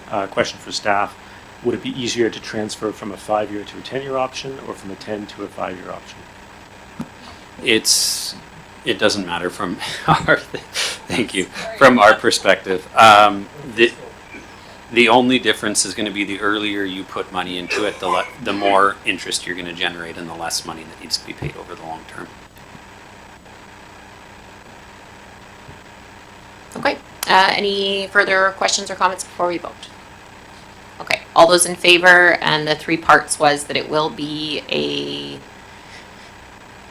I lost my section on the page, but we are voting on a 10-year at $51.70, which would be an average property, so it would be variable depending on the assessment, and that it will be on the tax notice as an infrastructure renewal fund, and communications will communicate that out to the public. All those in favor?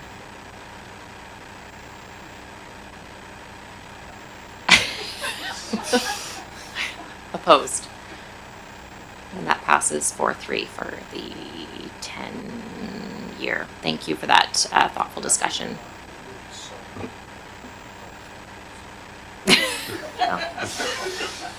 we're all between 5 and 10 year, which is pretty close.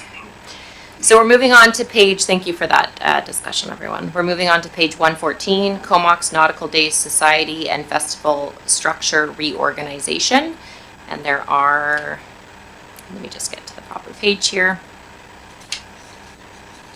6 different recommendations, and we will go through them one by one. So the first one is that the dissolution of the Comox Nautical Days Society be approved and that the mayor and corporate officer be authorized to execute the necessary legal documents. We'll get a motion and then we will have a discussion because there may be some staff comments or those who sit on that committee that want to give any more information if they wish to. So that is moved, and a seconder. Second. Thank you. And any comments on this kind of whole process and the 6 items that we're discussing on the Nautical Days report?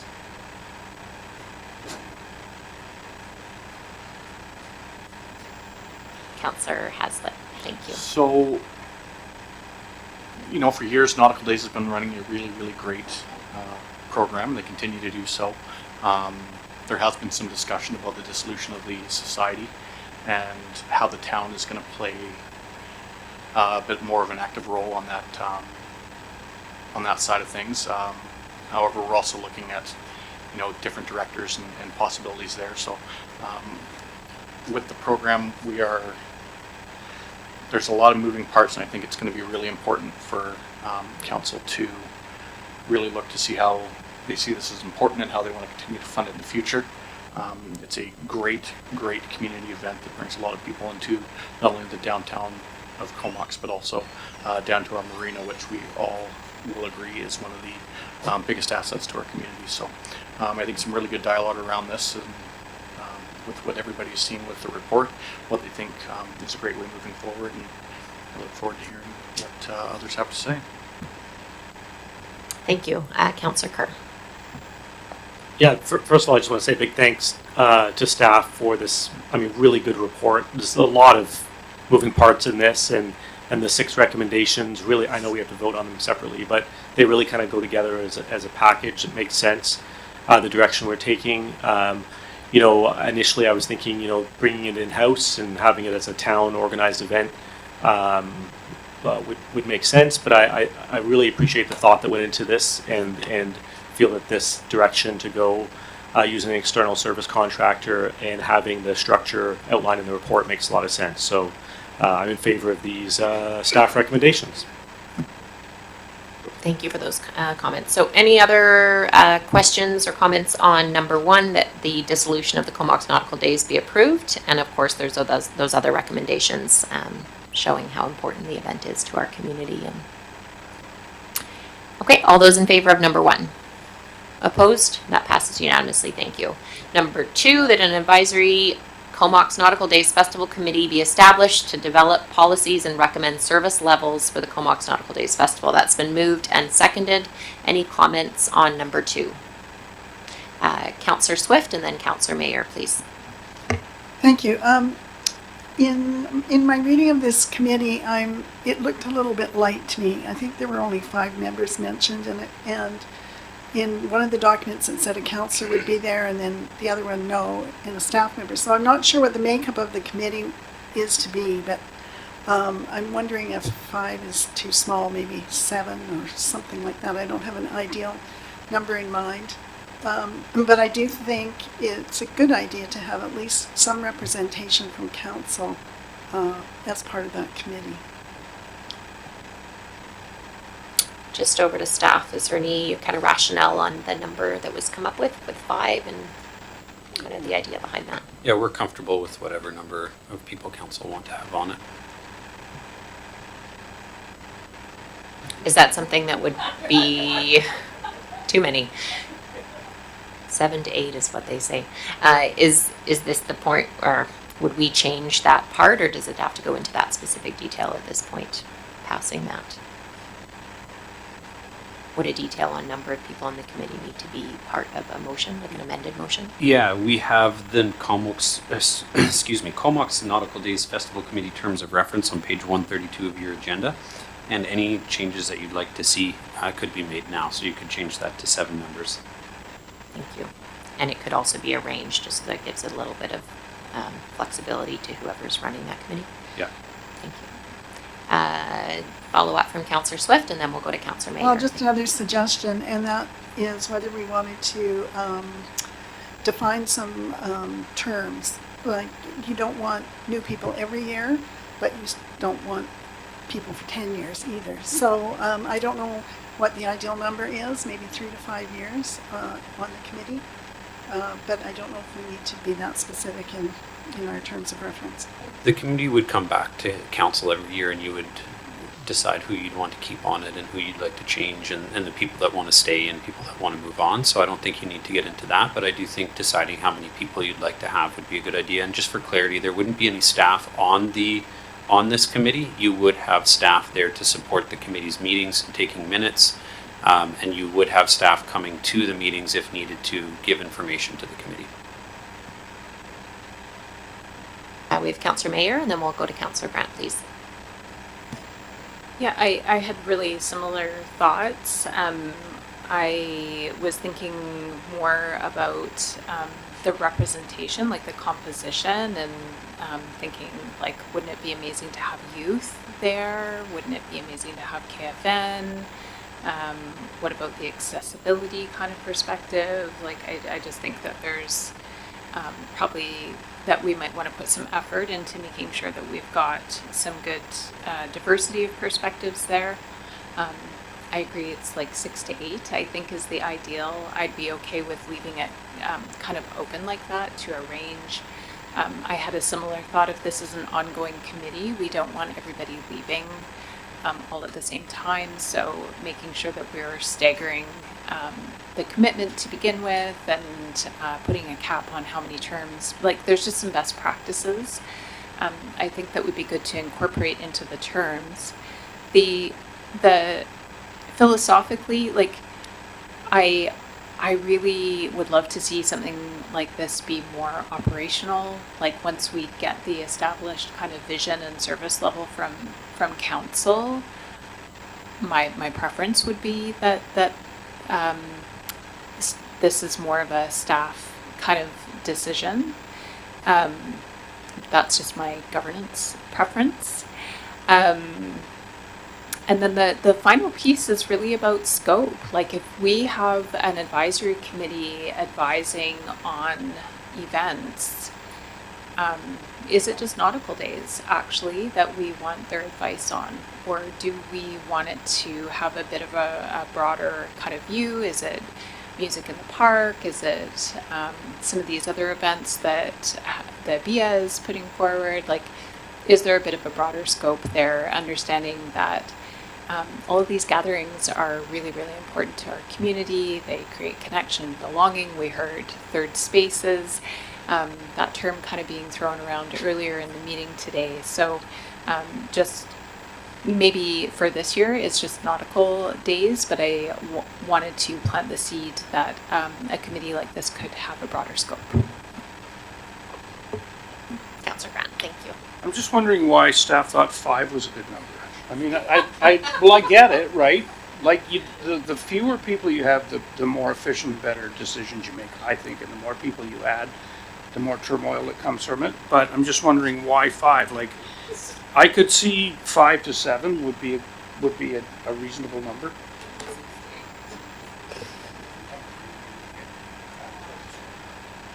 The number was kept small, largely just in my experience. Finding people that are willing to sit on these committees is difficult. You know, it is good to have ideas of the ideal makeup of the broad representation of who would be part of this. In reality, sometimes getting 5 people together to sit on a committee like this can be the challenge. Having said that, going to 7 is not a problem, but that's why the number 5 was chosen. Is you sometimes it can be difficult to get to 5. Perhaps it'll be a 5 to 7. We'll see. Councillor Kerr, and then Councillor Haslett. So, I mean, in the past couple of years that I've been involved, the committee has been the Nautical Days producer, a couple of town councillors, and then if you look at page 118 of the agenda, just underneath nautical producer, to the left column, you'll see all the coordinators. So we'd sit around this table, the music acts coordinator, the vendor coordinator, the, volunteer coordinator, the parade marshal, and those were really kind of operational meetings that the counselors were involved with. And I think that, operational committee still needs to exist, right? That people in charge need to talk to each other and figure out where things are going to be and etc. Probably not what we're talking about with this committee. So this overall Nautical Days committee is more of kind of like the vision setting. We want it more nautical. We want to keep the free, element of the event. So maybe it's just the wording on page 130, is it 2-ish, the terms of reference, like oversee the planning, coordination, execution, because this committee is not really going to do execution. It's going to be more kind of high level visioning and overall direction to the Nautical Days producer,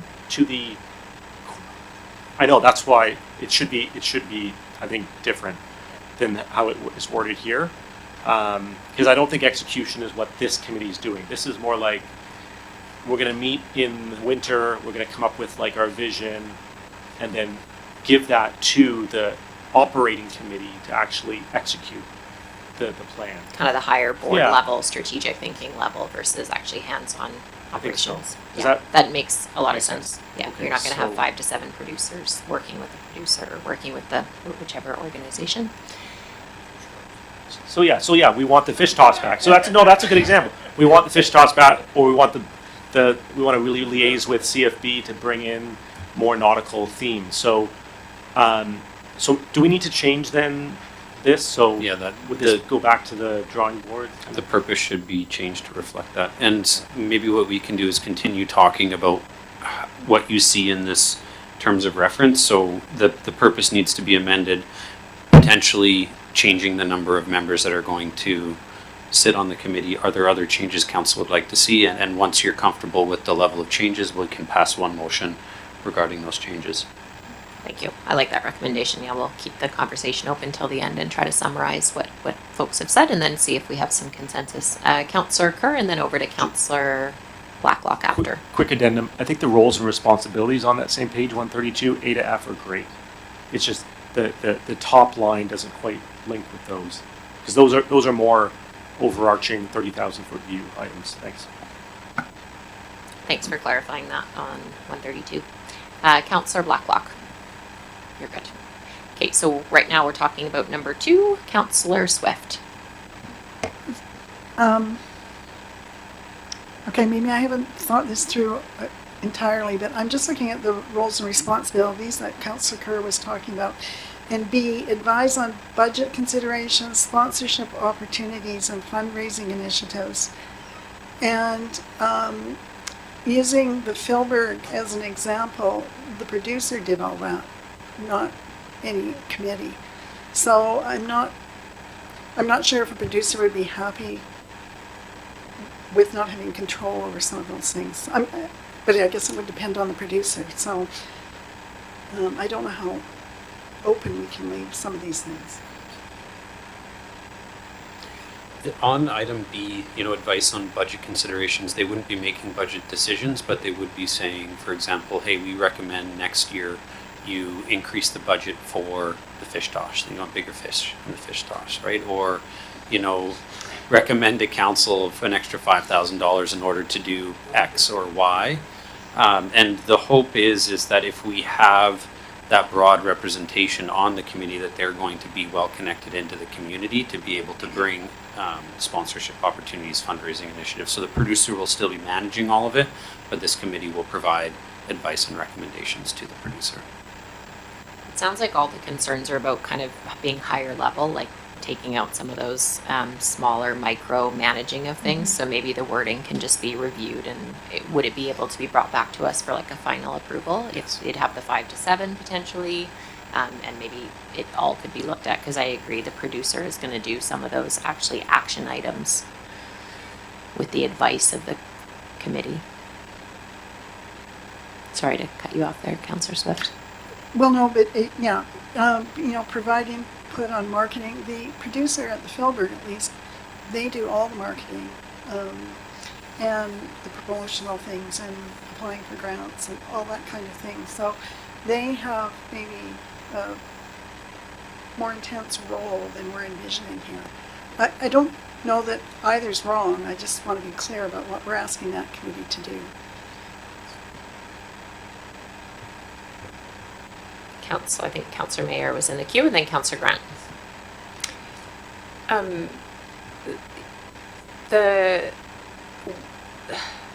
In addition, I think we do have to be really clear. Like, if they're just setting the vision, then they probably only need to meet like a couple of times, right? Like it's a very small kind of role, and then they pass it off to the producer, and they're not involved until it's debrief time, and they're ready to kind of make adjustments for the following year. So I do think maybe a little bit more thought needs to be put in that way, and kind of somewhat related to that, just the way the org chart is, that there's the producer, like the producer needs to sit on this. They could be a non-voting member, but they need to be part of it, because anytime we have governance happening that is not connected to the operations, things can go horribly awry in my experience, because we start setting, vision statements that maybe are not possible or not relevant or that have been tried, or anyway. So I think what the governance structure maybe needs to have more of a connection between this committee and the producer, and there needs to be a place in the terms of reference for the producer to be part of that committee. Thank you. I have made a note on that. And just to follow up, were you alluding to like the quarterly with meetings added in didn't feel like the right frequency for the meetings? I'm just not like, we have to get crystal clear on what the purpose is. And really, if they are setting the vision, then they set the vision, they pass it off to the producer, and they're done. If they want to be involved, they can be one of those volunteer coordinator positions, but otherwise we're just going to make it very difficult for the producer to do their job. So this could be like a 4 to 5 month thing, and much more. Maybe even less. Yeah. Okay. Yeah, Shorter. is what I'm. Question. If it is a vision setting, which is what I think the intent was. And maybe a debrief. Good old debrief. Yes. Always a debrief. Not always. So I think where we are is we're kind of in the middle of needing a really good professional producer, as Philbert has done, as opposed to just having a citizen of town take it over and run it. And I think we're kind of right in the middle of that. And I think it really depends a lot on which kind of producer you get as to how much you can expect from them, right? Like the guys that do Philbert pretty much do the whole thing, right? Whereas with our guys, it's more of a volunteer-based, bring them in. So I think you really got to decide whether you want a really professional producer or whether you want to continue to sort of, I won't say struggle along, but just keep that just a citizen guy that decides to do it. And I think we're right in the middle of what we need. I think our Nautical Days has grown to the point where we're just about to where you need a proper producer, but I don't think we're quite there yet. So I think you just got to really put some thought into how you want to do that. If you get a proper producer like Philbert, they'll just take it and do it, and you're done, right? But that's not really where we're at quite yet.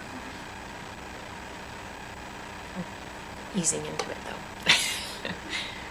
So just some quick notes that you guys have talked about. So 5 potentially could be too low or not broad enough. So we could look at something like 5 to 7 just to keep those votes there on the 5 and 7 number, or it could be 5 or 7, 5 to 7. The wording of the position needs to be a little bit more strategic and higher up. So taking out some of the fundraising, advertising, and maybe the people get involved on the volunteer role, but that's not the role of this committee in the terms of reference. Potentially, this is a shorter term type committee that could, including the start to finish debrief included and mentioned, would be maybe more of like a 6-month look. And finally, the producer would be expected to be attending and be at that governance board to be listening to those conversations. So what we wouldn't be passing this now without seeing the new terms of reference, but is that as general feedback from our discussion tonight for us to go, for staff to go back and relook at this and have another deliverable come to us? Any comments on some of those points? Councillor Swift. Oh, thanks. And just for clarification, so who would actually hire the producer? The town, it would be selected by administration through an open RFP. So there's not a direct reporting relationship between the producer and this committee. They can support each other, and I think from what council has said, you'd be considering a motion saying that, you know, administration review the policy to ensure connection between the producer and the committee, as well as ensure that the committee is focused on higher level governance tasks, and then we can take that back and make some changes based on that. But the producer would be selected through an open competition that could be bid into, and what we're proposing is that we select producers on a 3-year time frame with the potential for a 2-year extension.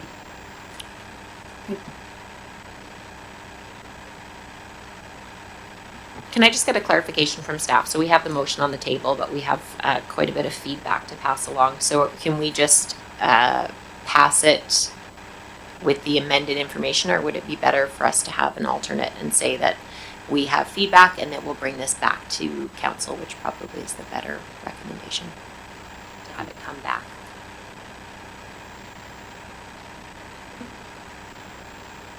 I'm just looking through the recommendations. Yeah, so we're on number 2. It's on the table currently, but we have a fair amount of minor kind of changes and edits to what that looks like. Yeah. So for this item 2, is there 3 to 6, yeah. is but 2 on number the table right now? 2 is on the table and has been seconded.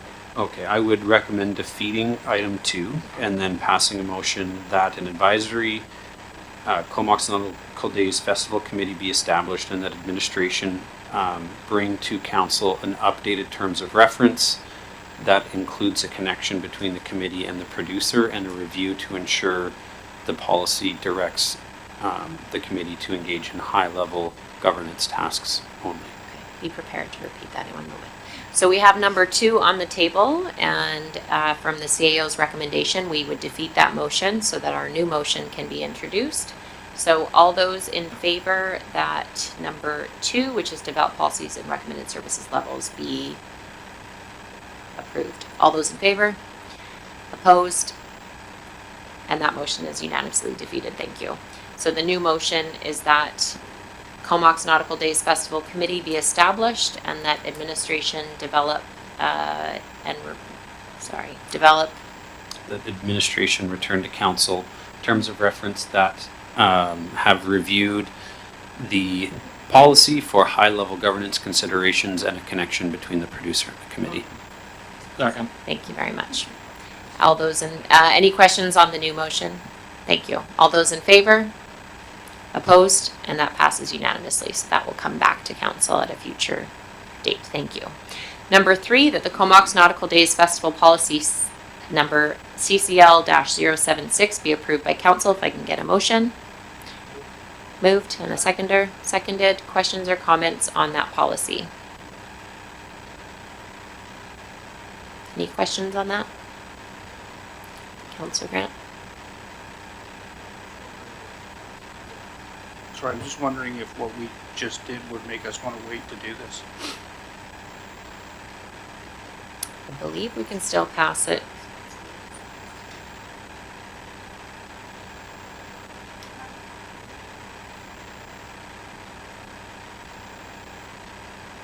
I mean, there's no rush to pass it. We're going to do it after we get the next set.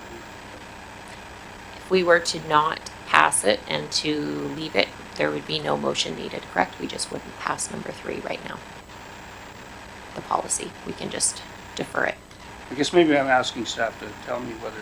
I'm just reading through. I don't think that 6.02 Festival Committee needs to change. I think these are all the high level Yeah. goals that council was looking for. It's just the terms of reference need to be updated. Okay, so I'll move that then, unless we already did. Moved and a seconder. Perfect, and that will just enact the policy number CCL-076. Question from Councillor Mayer. It's just section 7 of the policy, has quite a detailed list of what needs to be included in nautical days. I'm wondering if that's necessary. Just over to staff with that. So with us switching to this policy, this is where council is going to be setting the service level that the festival provides. So what events do you want in there? What events don't you want in there? That's going to be the control that council has, and the committee's role is really only going to be, at the end of the day, to recommend to council changes to this to determine what type of events are going to be held. So it will be obviously a moving document in future for changes to that Yes. policy. Perfect. Any other questions? Councillor Kerr. There's a couple of mentions of sponsors directly, and some of the, just looking forward, some of the, so page 126, VI and VIII mentioned sponsors, and those might be the sponsors for those events going forward, but we may have different sponsors. It might be worthwhile just using generic terms for the build, bail, and sale or the fireworks show, as opposed to using the names of the companies. That's a great. That's a good point. Or the fish toss. Does that need any amendments, or is that okay?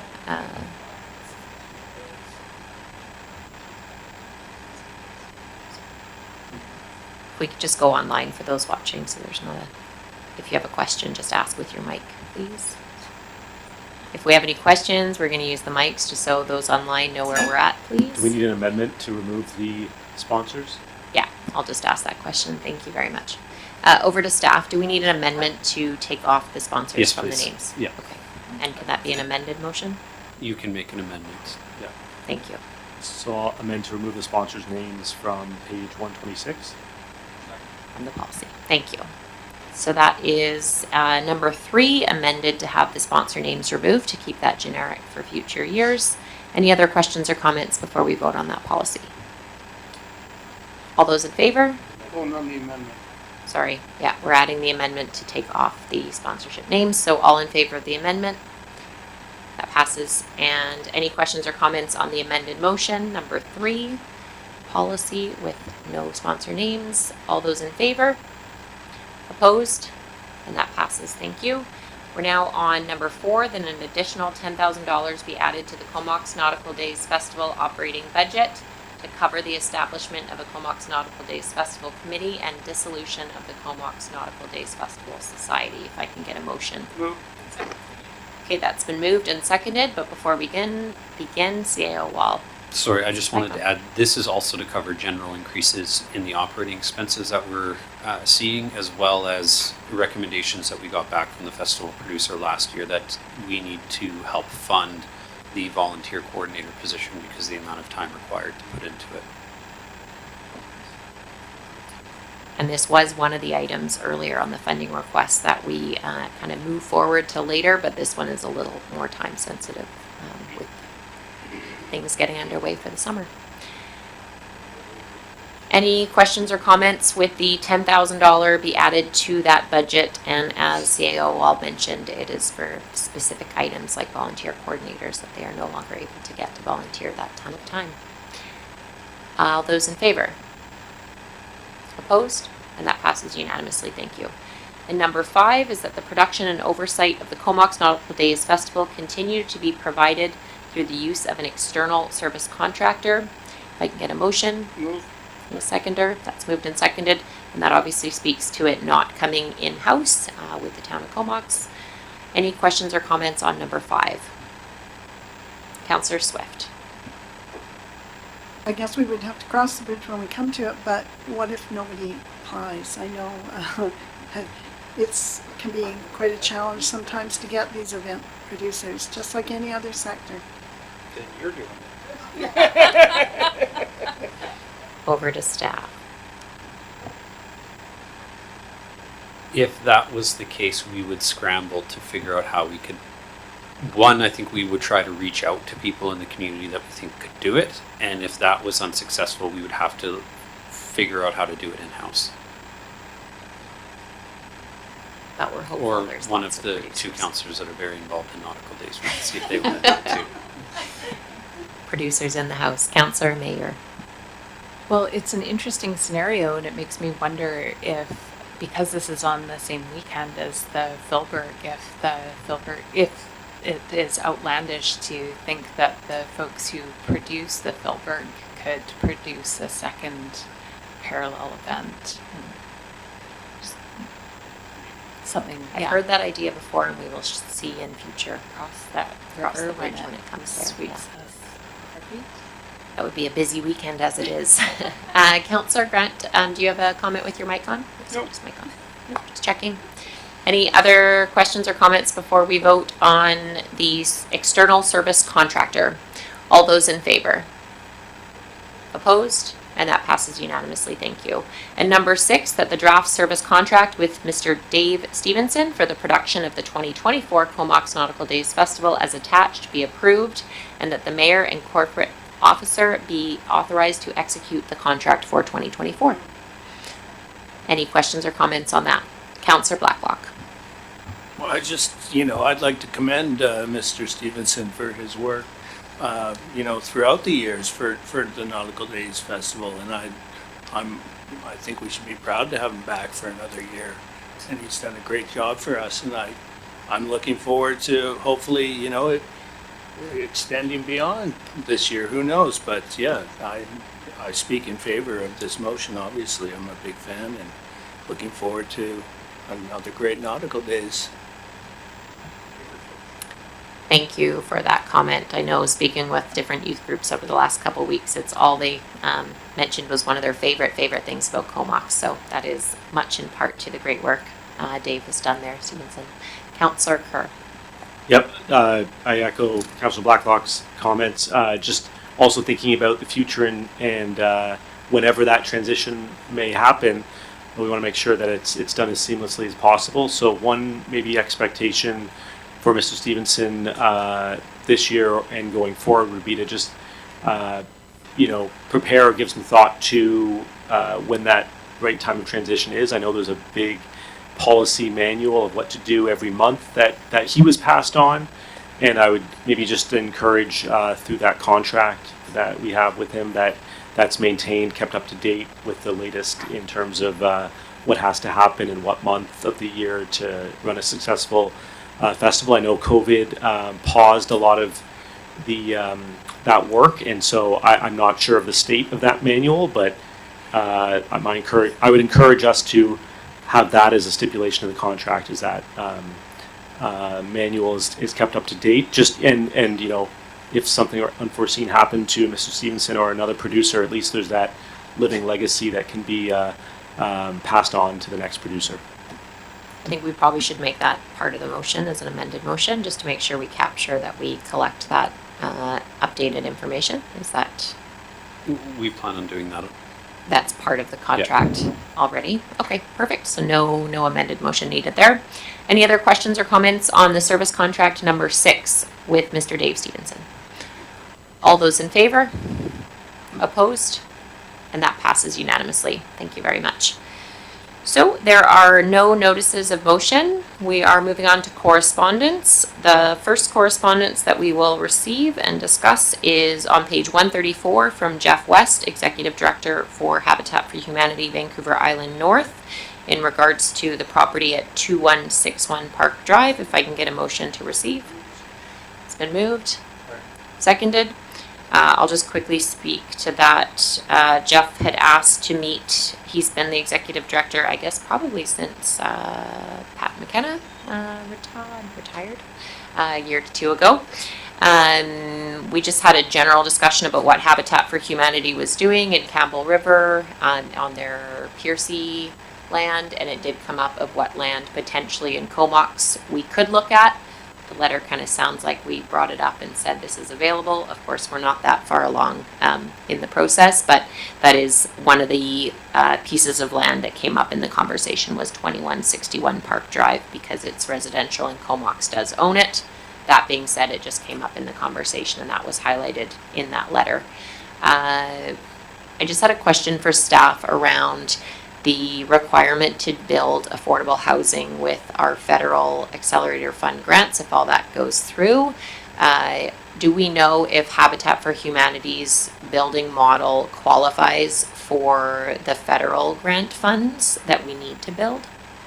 I'm not sure if it does, and it is something that we want to be careful of should we be successful in getting that grant. That we are moving forward in a way that we satisfy the affordable housing requirements, especially as we may lose the ability to collect affordable housing contributions from our rezoning projects. Although the province has indicated they may give us other tools to be able to collect those funds, we don't know what they are at this point. So I think we should just proceed with caution to ensure that we are able to satisfy the condition of any grant we may receive in the future. Thank you. So perhaps that can be part of a follow-up is inquiring more on that, which we can talk about. Councillor Blacklock. I'd just like to quickly declare a conflict of interest when it comes to discussions regarding Habitat for Humanity Vancouver Island North, just as my spouse is an employee of that organization. So I just feel that when they are being discussed, that I should probably not be involved in the decisions with respect to that property or project. Thanks for declaring. So I believe it's if we come to a voting time, but for the discussion, you are able to stay or leave. But for a vote, you would depart if you have declared a conflict. Thank you for clarifying that. There's no specific ask here. Do we need a motion to send a follow-up to inquire about their affordable housing kind of match? No, I think what we can do is move this to unfinished business and staff will take a look at whether or not these will qualify. And I think it's also worth just waiting to find out if we get the grant before we have to go down that path. But I think for now, there's no action needed from council. We'll just continue this on the unfinished business until we're able to give you direction one way or another. Okay. Thank you very much for that. So that will move on to unfinished business. And, oh, I'm sorry, Councillor Swift. Was there any, in your discussions, was there any interest with the old fire hall? Because we've talked about that before. We talked about a couple different properties and that came up as that was kind of the one they had looked at in past, but I can't actually remember it was much more of like a generic conversation of all the work that they're doing, and really it's highlighted that they haven't worked in Comox before, so they would like to have some units built. But do you recall what the fire hall discussion was? Yeah, there's general interest in any property that we're able to share or give to them in order to build affordable housing. I think the Park Drive one was specifically targeted because it's bigger and provides a more opportunity to construct a larger project. And Habitat for Humanity is interested in building larger projects if they can. So I think that's really why the focus was on Park Drive. Yeah, we spoke about how it could be like a triplex on the old fire hall, but nothing major. And of course, there'd be different partners there. So we will follow up to see now the Accelerator Fund information that's coming out is all new. So of course, now there's new things to consider when we look at whether we can partner and how. So that has been received and we'll move to unfinished business. So we're moving on to page 135. We have CVRD Board Resolution 2024 UBCM Community Emergency Preparedness Fund application. I'm not going to read the full couple paragraphs there. I'll move that. And I don't think we voted on receipt of the other one, but that's okay. Oh, you're right. We didn't vote on receipt. Okay, let's just quickly go back and we'll vote on receipt for the Habitat for Humanity Island North letter from the Executive Director. All those in favor of receipt? Okay. All right, now we'll move to the next motion. So we've got the resolution I for abstained. the grant application for $150,000 for emergency support services grant application, and further that the town of Comox approves the CVRD's management of grant funds for the town of Comox in partnership with Comox First Nation, City of Courtenay, and Village of Cumberland. So that's a regional collaboration. Any questions or comments on the motion? Did we have a mover and a seconder, just to clarify? You moved it, and a seconder? Seconded twice, thank you. And all those in favor of that grant application and working with the rest of the region? Thank you. And we have on page 142 from the CVRD, the 2024 Comox Valley Water Committee voting structure. If I can get a motion to receive. Move receive. And a seconder. And I believe we need to have a motion to have those three total votes go through. Yes. You only need to make a motion if you want to make changes. So at the moment, we have Councillor Grant that has 2 votes on the Water Committee and Councillor Kerr with the 1 vote, as we have 3 Comox votes. Any questions or comments on that before we vote on receipt? Councillor Mayor. I have a lot of questions about this governance structure. Here we go. Actually. And yeah, that's right. I did just like a little bit of research. Yeah. To find out what is best practice for water governance. And I think we can do better. I suspect we'll probably have to pass this governance structure as it is, but I would like to do a notice of motion and build a motion over the coming weeks that requests a review and shift in this governance for water. It sounds like there's a comment from Councillor Grant, and then I may go to staff on whether, unless it's exactly worded up, it might be good to have a notice of motion with the wording that you want for that sent over to staff for a future meeting, because I think we've passed the notice of motion now, but what's the best process for that? Yeah, I can work with Councillor Mayor to build a notice of motion that she can bring to council. Yeah, if that works for you, Councillor Mayor and Councillor Grant. It's related. So this has been my annual rant ever since I've been there. This is easily the worst governance situation that you could ever get, in my opinion. I'm totally with you. I mean, you have, in this case, Courtenay can just outvote everybody and do whatever they want. And that is absolute chaos when it comes to governance. And also, the other problem with it is it's done by consumption. So the more you use, the more votes you get, which is completely backwards from what you would want to see happen. So we did go through this, what was it, 3 years ago? And I got this all the way to the end of the process, and then Courtenay voted it down. And so the problem is they have all the votes, so they can vote it down. So you can never get past what they're doing because they just say no all the time. And I think it's just a really stupid and bad governance model. So I would be happy to take that notice of motion to the RD and re-rant about this like I do all the time.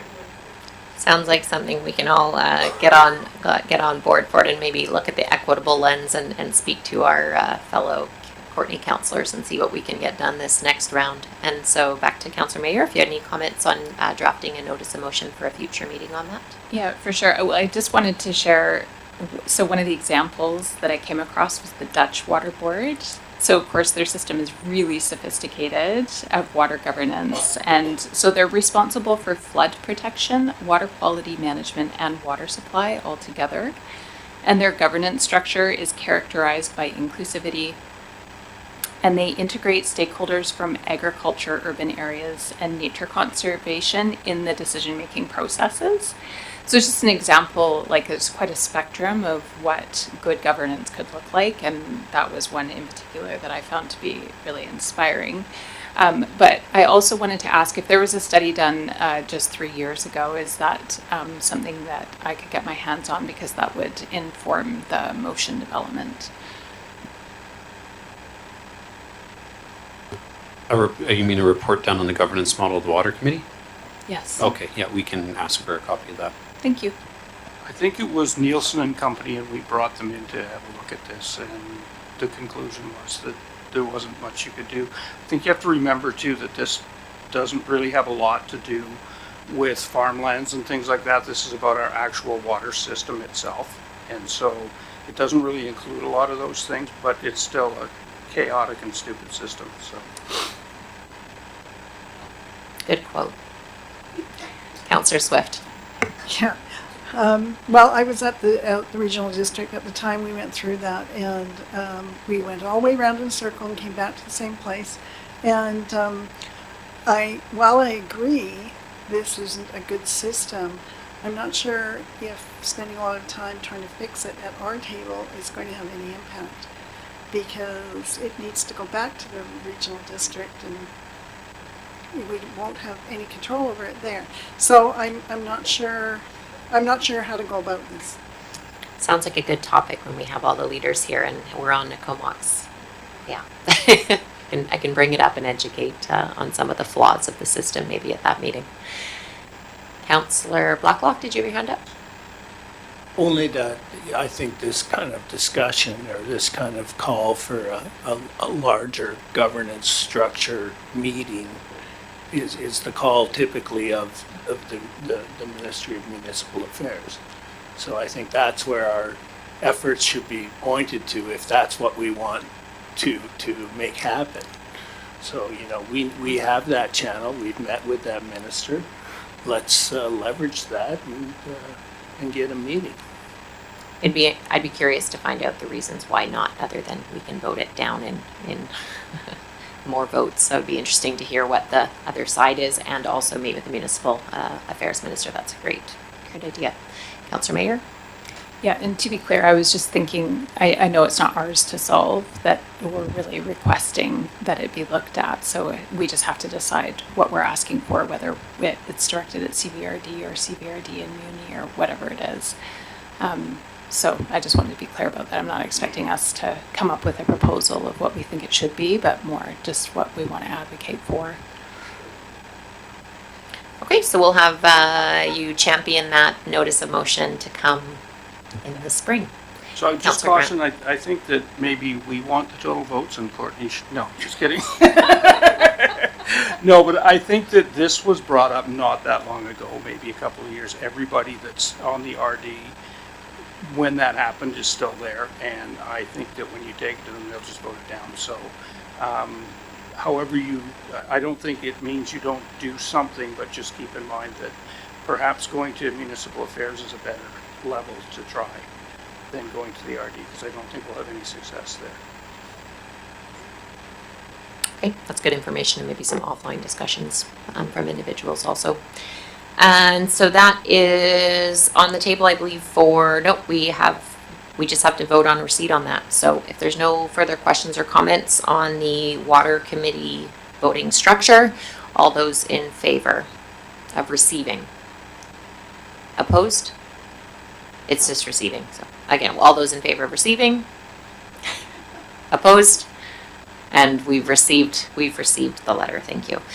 We're moving on to page 145 from Jacqueline Zwang for the Wounded Warrior Run BC funding request. I believe they send us a funding request every year and also invite us to the event, and we typically have a mayor or a councillor go and greet them before our council meeting, and we pass along that we do not do donations based on our policy. So I am available to go on that date and happy to go, or if there's anyone else that wants to also attend, it's at the end of the month on Wednesday, February 28th at 3:30 at the Wing Air Force Association, and they have a goal of raising $250,000 this year. And I will also, in my RSVP to them, make a note about the policy for no financial contribution, but we will attend and say a couple words wishing them on their Vancouver Island tour away. So move receipt and a seconder. Any questions or comments on that? All those in favor? Opposed? And that passes. Thank you very much. So there are no late items. We will go for reports from council. And this is anything you've attended that you want to either educate or update council on. And we kind of stay away from events, the laundry list of events that we attend, but any education or learnings. We will go with Councillor Blacklock to Councillor Swift to Councillor Hazlitt. Well, Since our last meeting, Councillor Grant and I were over in Richmond last week for a 2 nights, 2-day event at the Radisson Hotel for the LGLA seminars.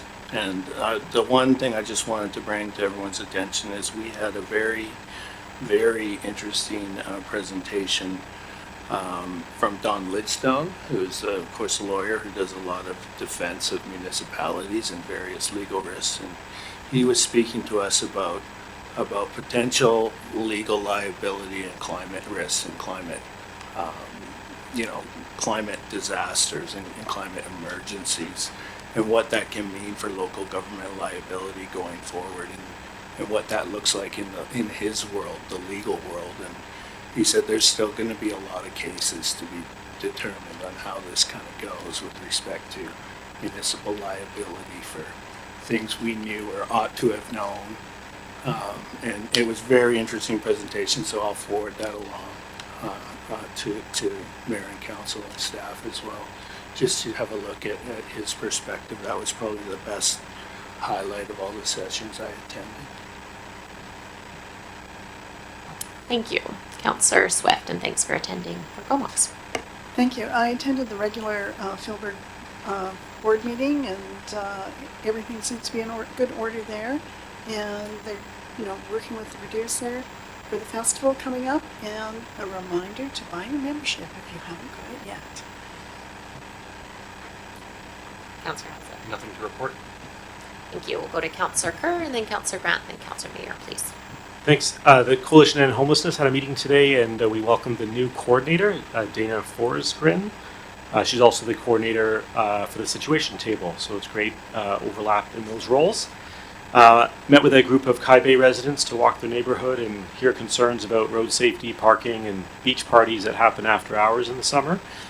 CBRD meetings, we had a committee of the whole meeting last week focusing on climate change. I'm looking forward to seeing that report that Councillor Blacklock's going to share. And we had a full day budget meeting on Monday as well. That's it. Thank you, Councillor Grant. Yeah, I also attended the RD budget meeting, although I missed some of the morning of it because they changed it to 8:30 Monday morning and I had to go to work, so I couldn't make it. But I also went to Richmond with Steve, and I guess I'll give you a little, one of the highlights that I had was when Bill Bullholzer from Young Anderson, who is one of the corporate lawyers, talked about some of the big changes that are coming in the housing field, and one of the questions was about affordable housing and whether we're allowed to collect fees for that. And he had a really intricate answer that basically said, I don't know. But the reason is because apparently it's not constitutional for provincial governments and or local governments to be able to collect that. No one has ever challenged that, so they don't know what the outcome of that could be. And I know that with Courtney and some, they want to get onto housing authorities, and that's not really the kind of news they wanted to hear. So I don't know what the province has in mind, but it was interesting to hear that from him. So that was one of the things. I also talked about budgets and some of the new concepts that are coming out in budgeting, and Frank Leonard on governance. So there you go. So it was a pretty good conference.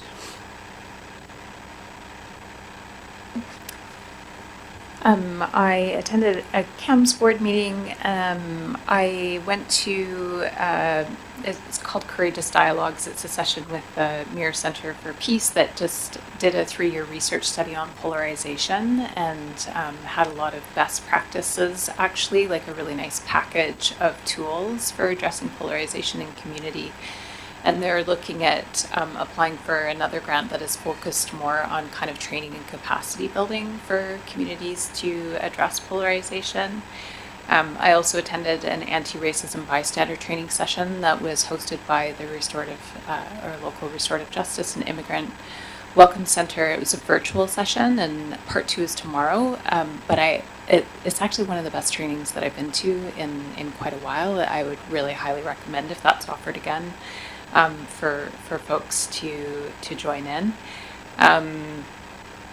I also went to the Committee of the Whole on climate, which was a really interesting kind of thinking about that climate plan at a regional scale. I think there's still some things to figure out about like how what the communities are doing would interact with that regional kind of plan, but it was a good session.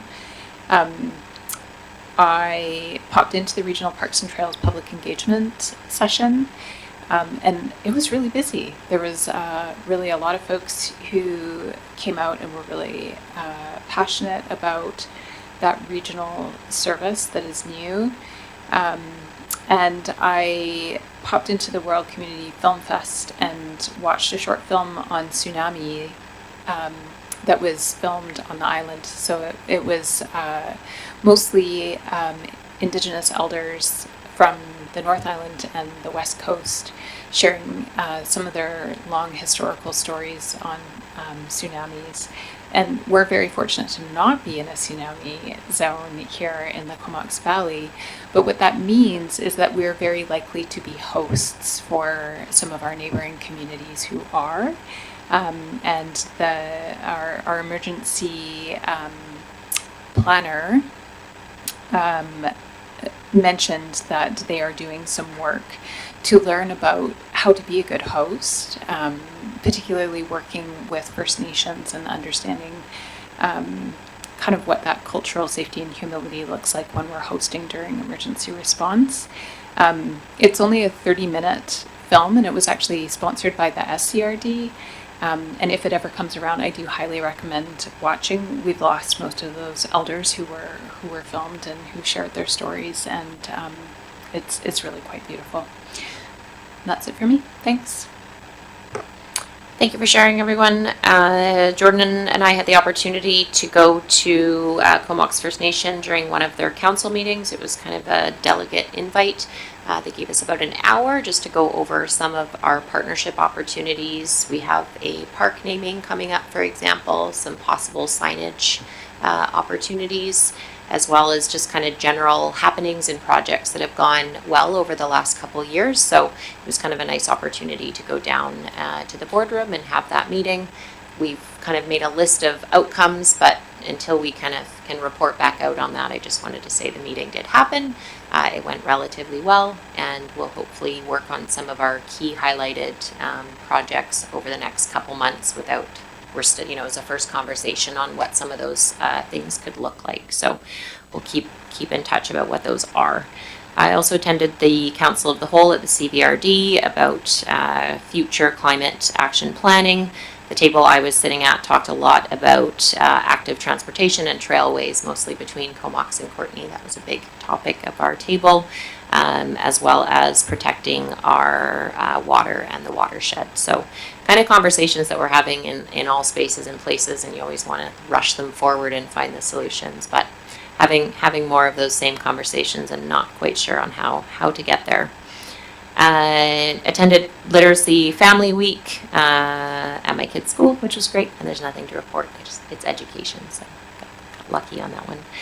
We have Coldest Night of the Year coming up on Saturday, February 24th. We're going to be doing a walk out from the Comox Fire Department from about 4:30 to 5:30. So for anyone who wants to come out for the walk, we did that a couple years ago, made it local, made it quick. You're also welcome to go to the main Courtenay walk, but we thought we'd have a sub-walk in Comox because we did that a couple of years ago and really enjoyed it.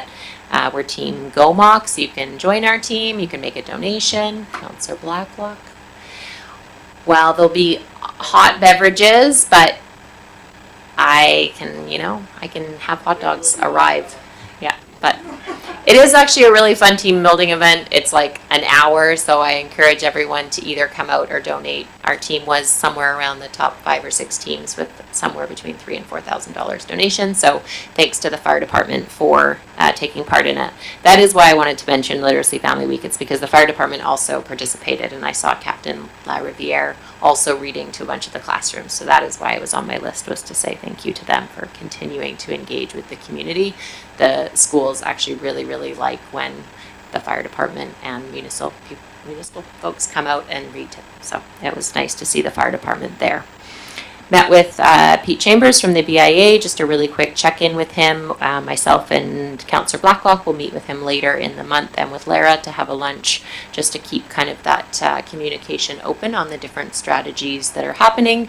And we seem to have, really good current networking with that group and relations, so keeping that going. And there's been a lot more kind of residents calls and emails and phone calls depending on the different topics. So doing lots of those kind of face-to-face or phone call meetings where possible in the transition of some of the things that are going on with our garbage, etc.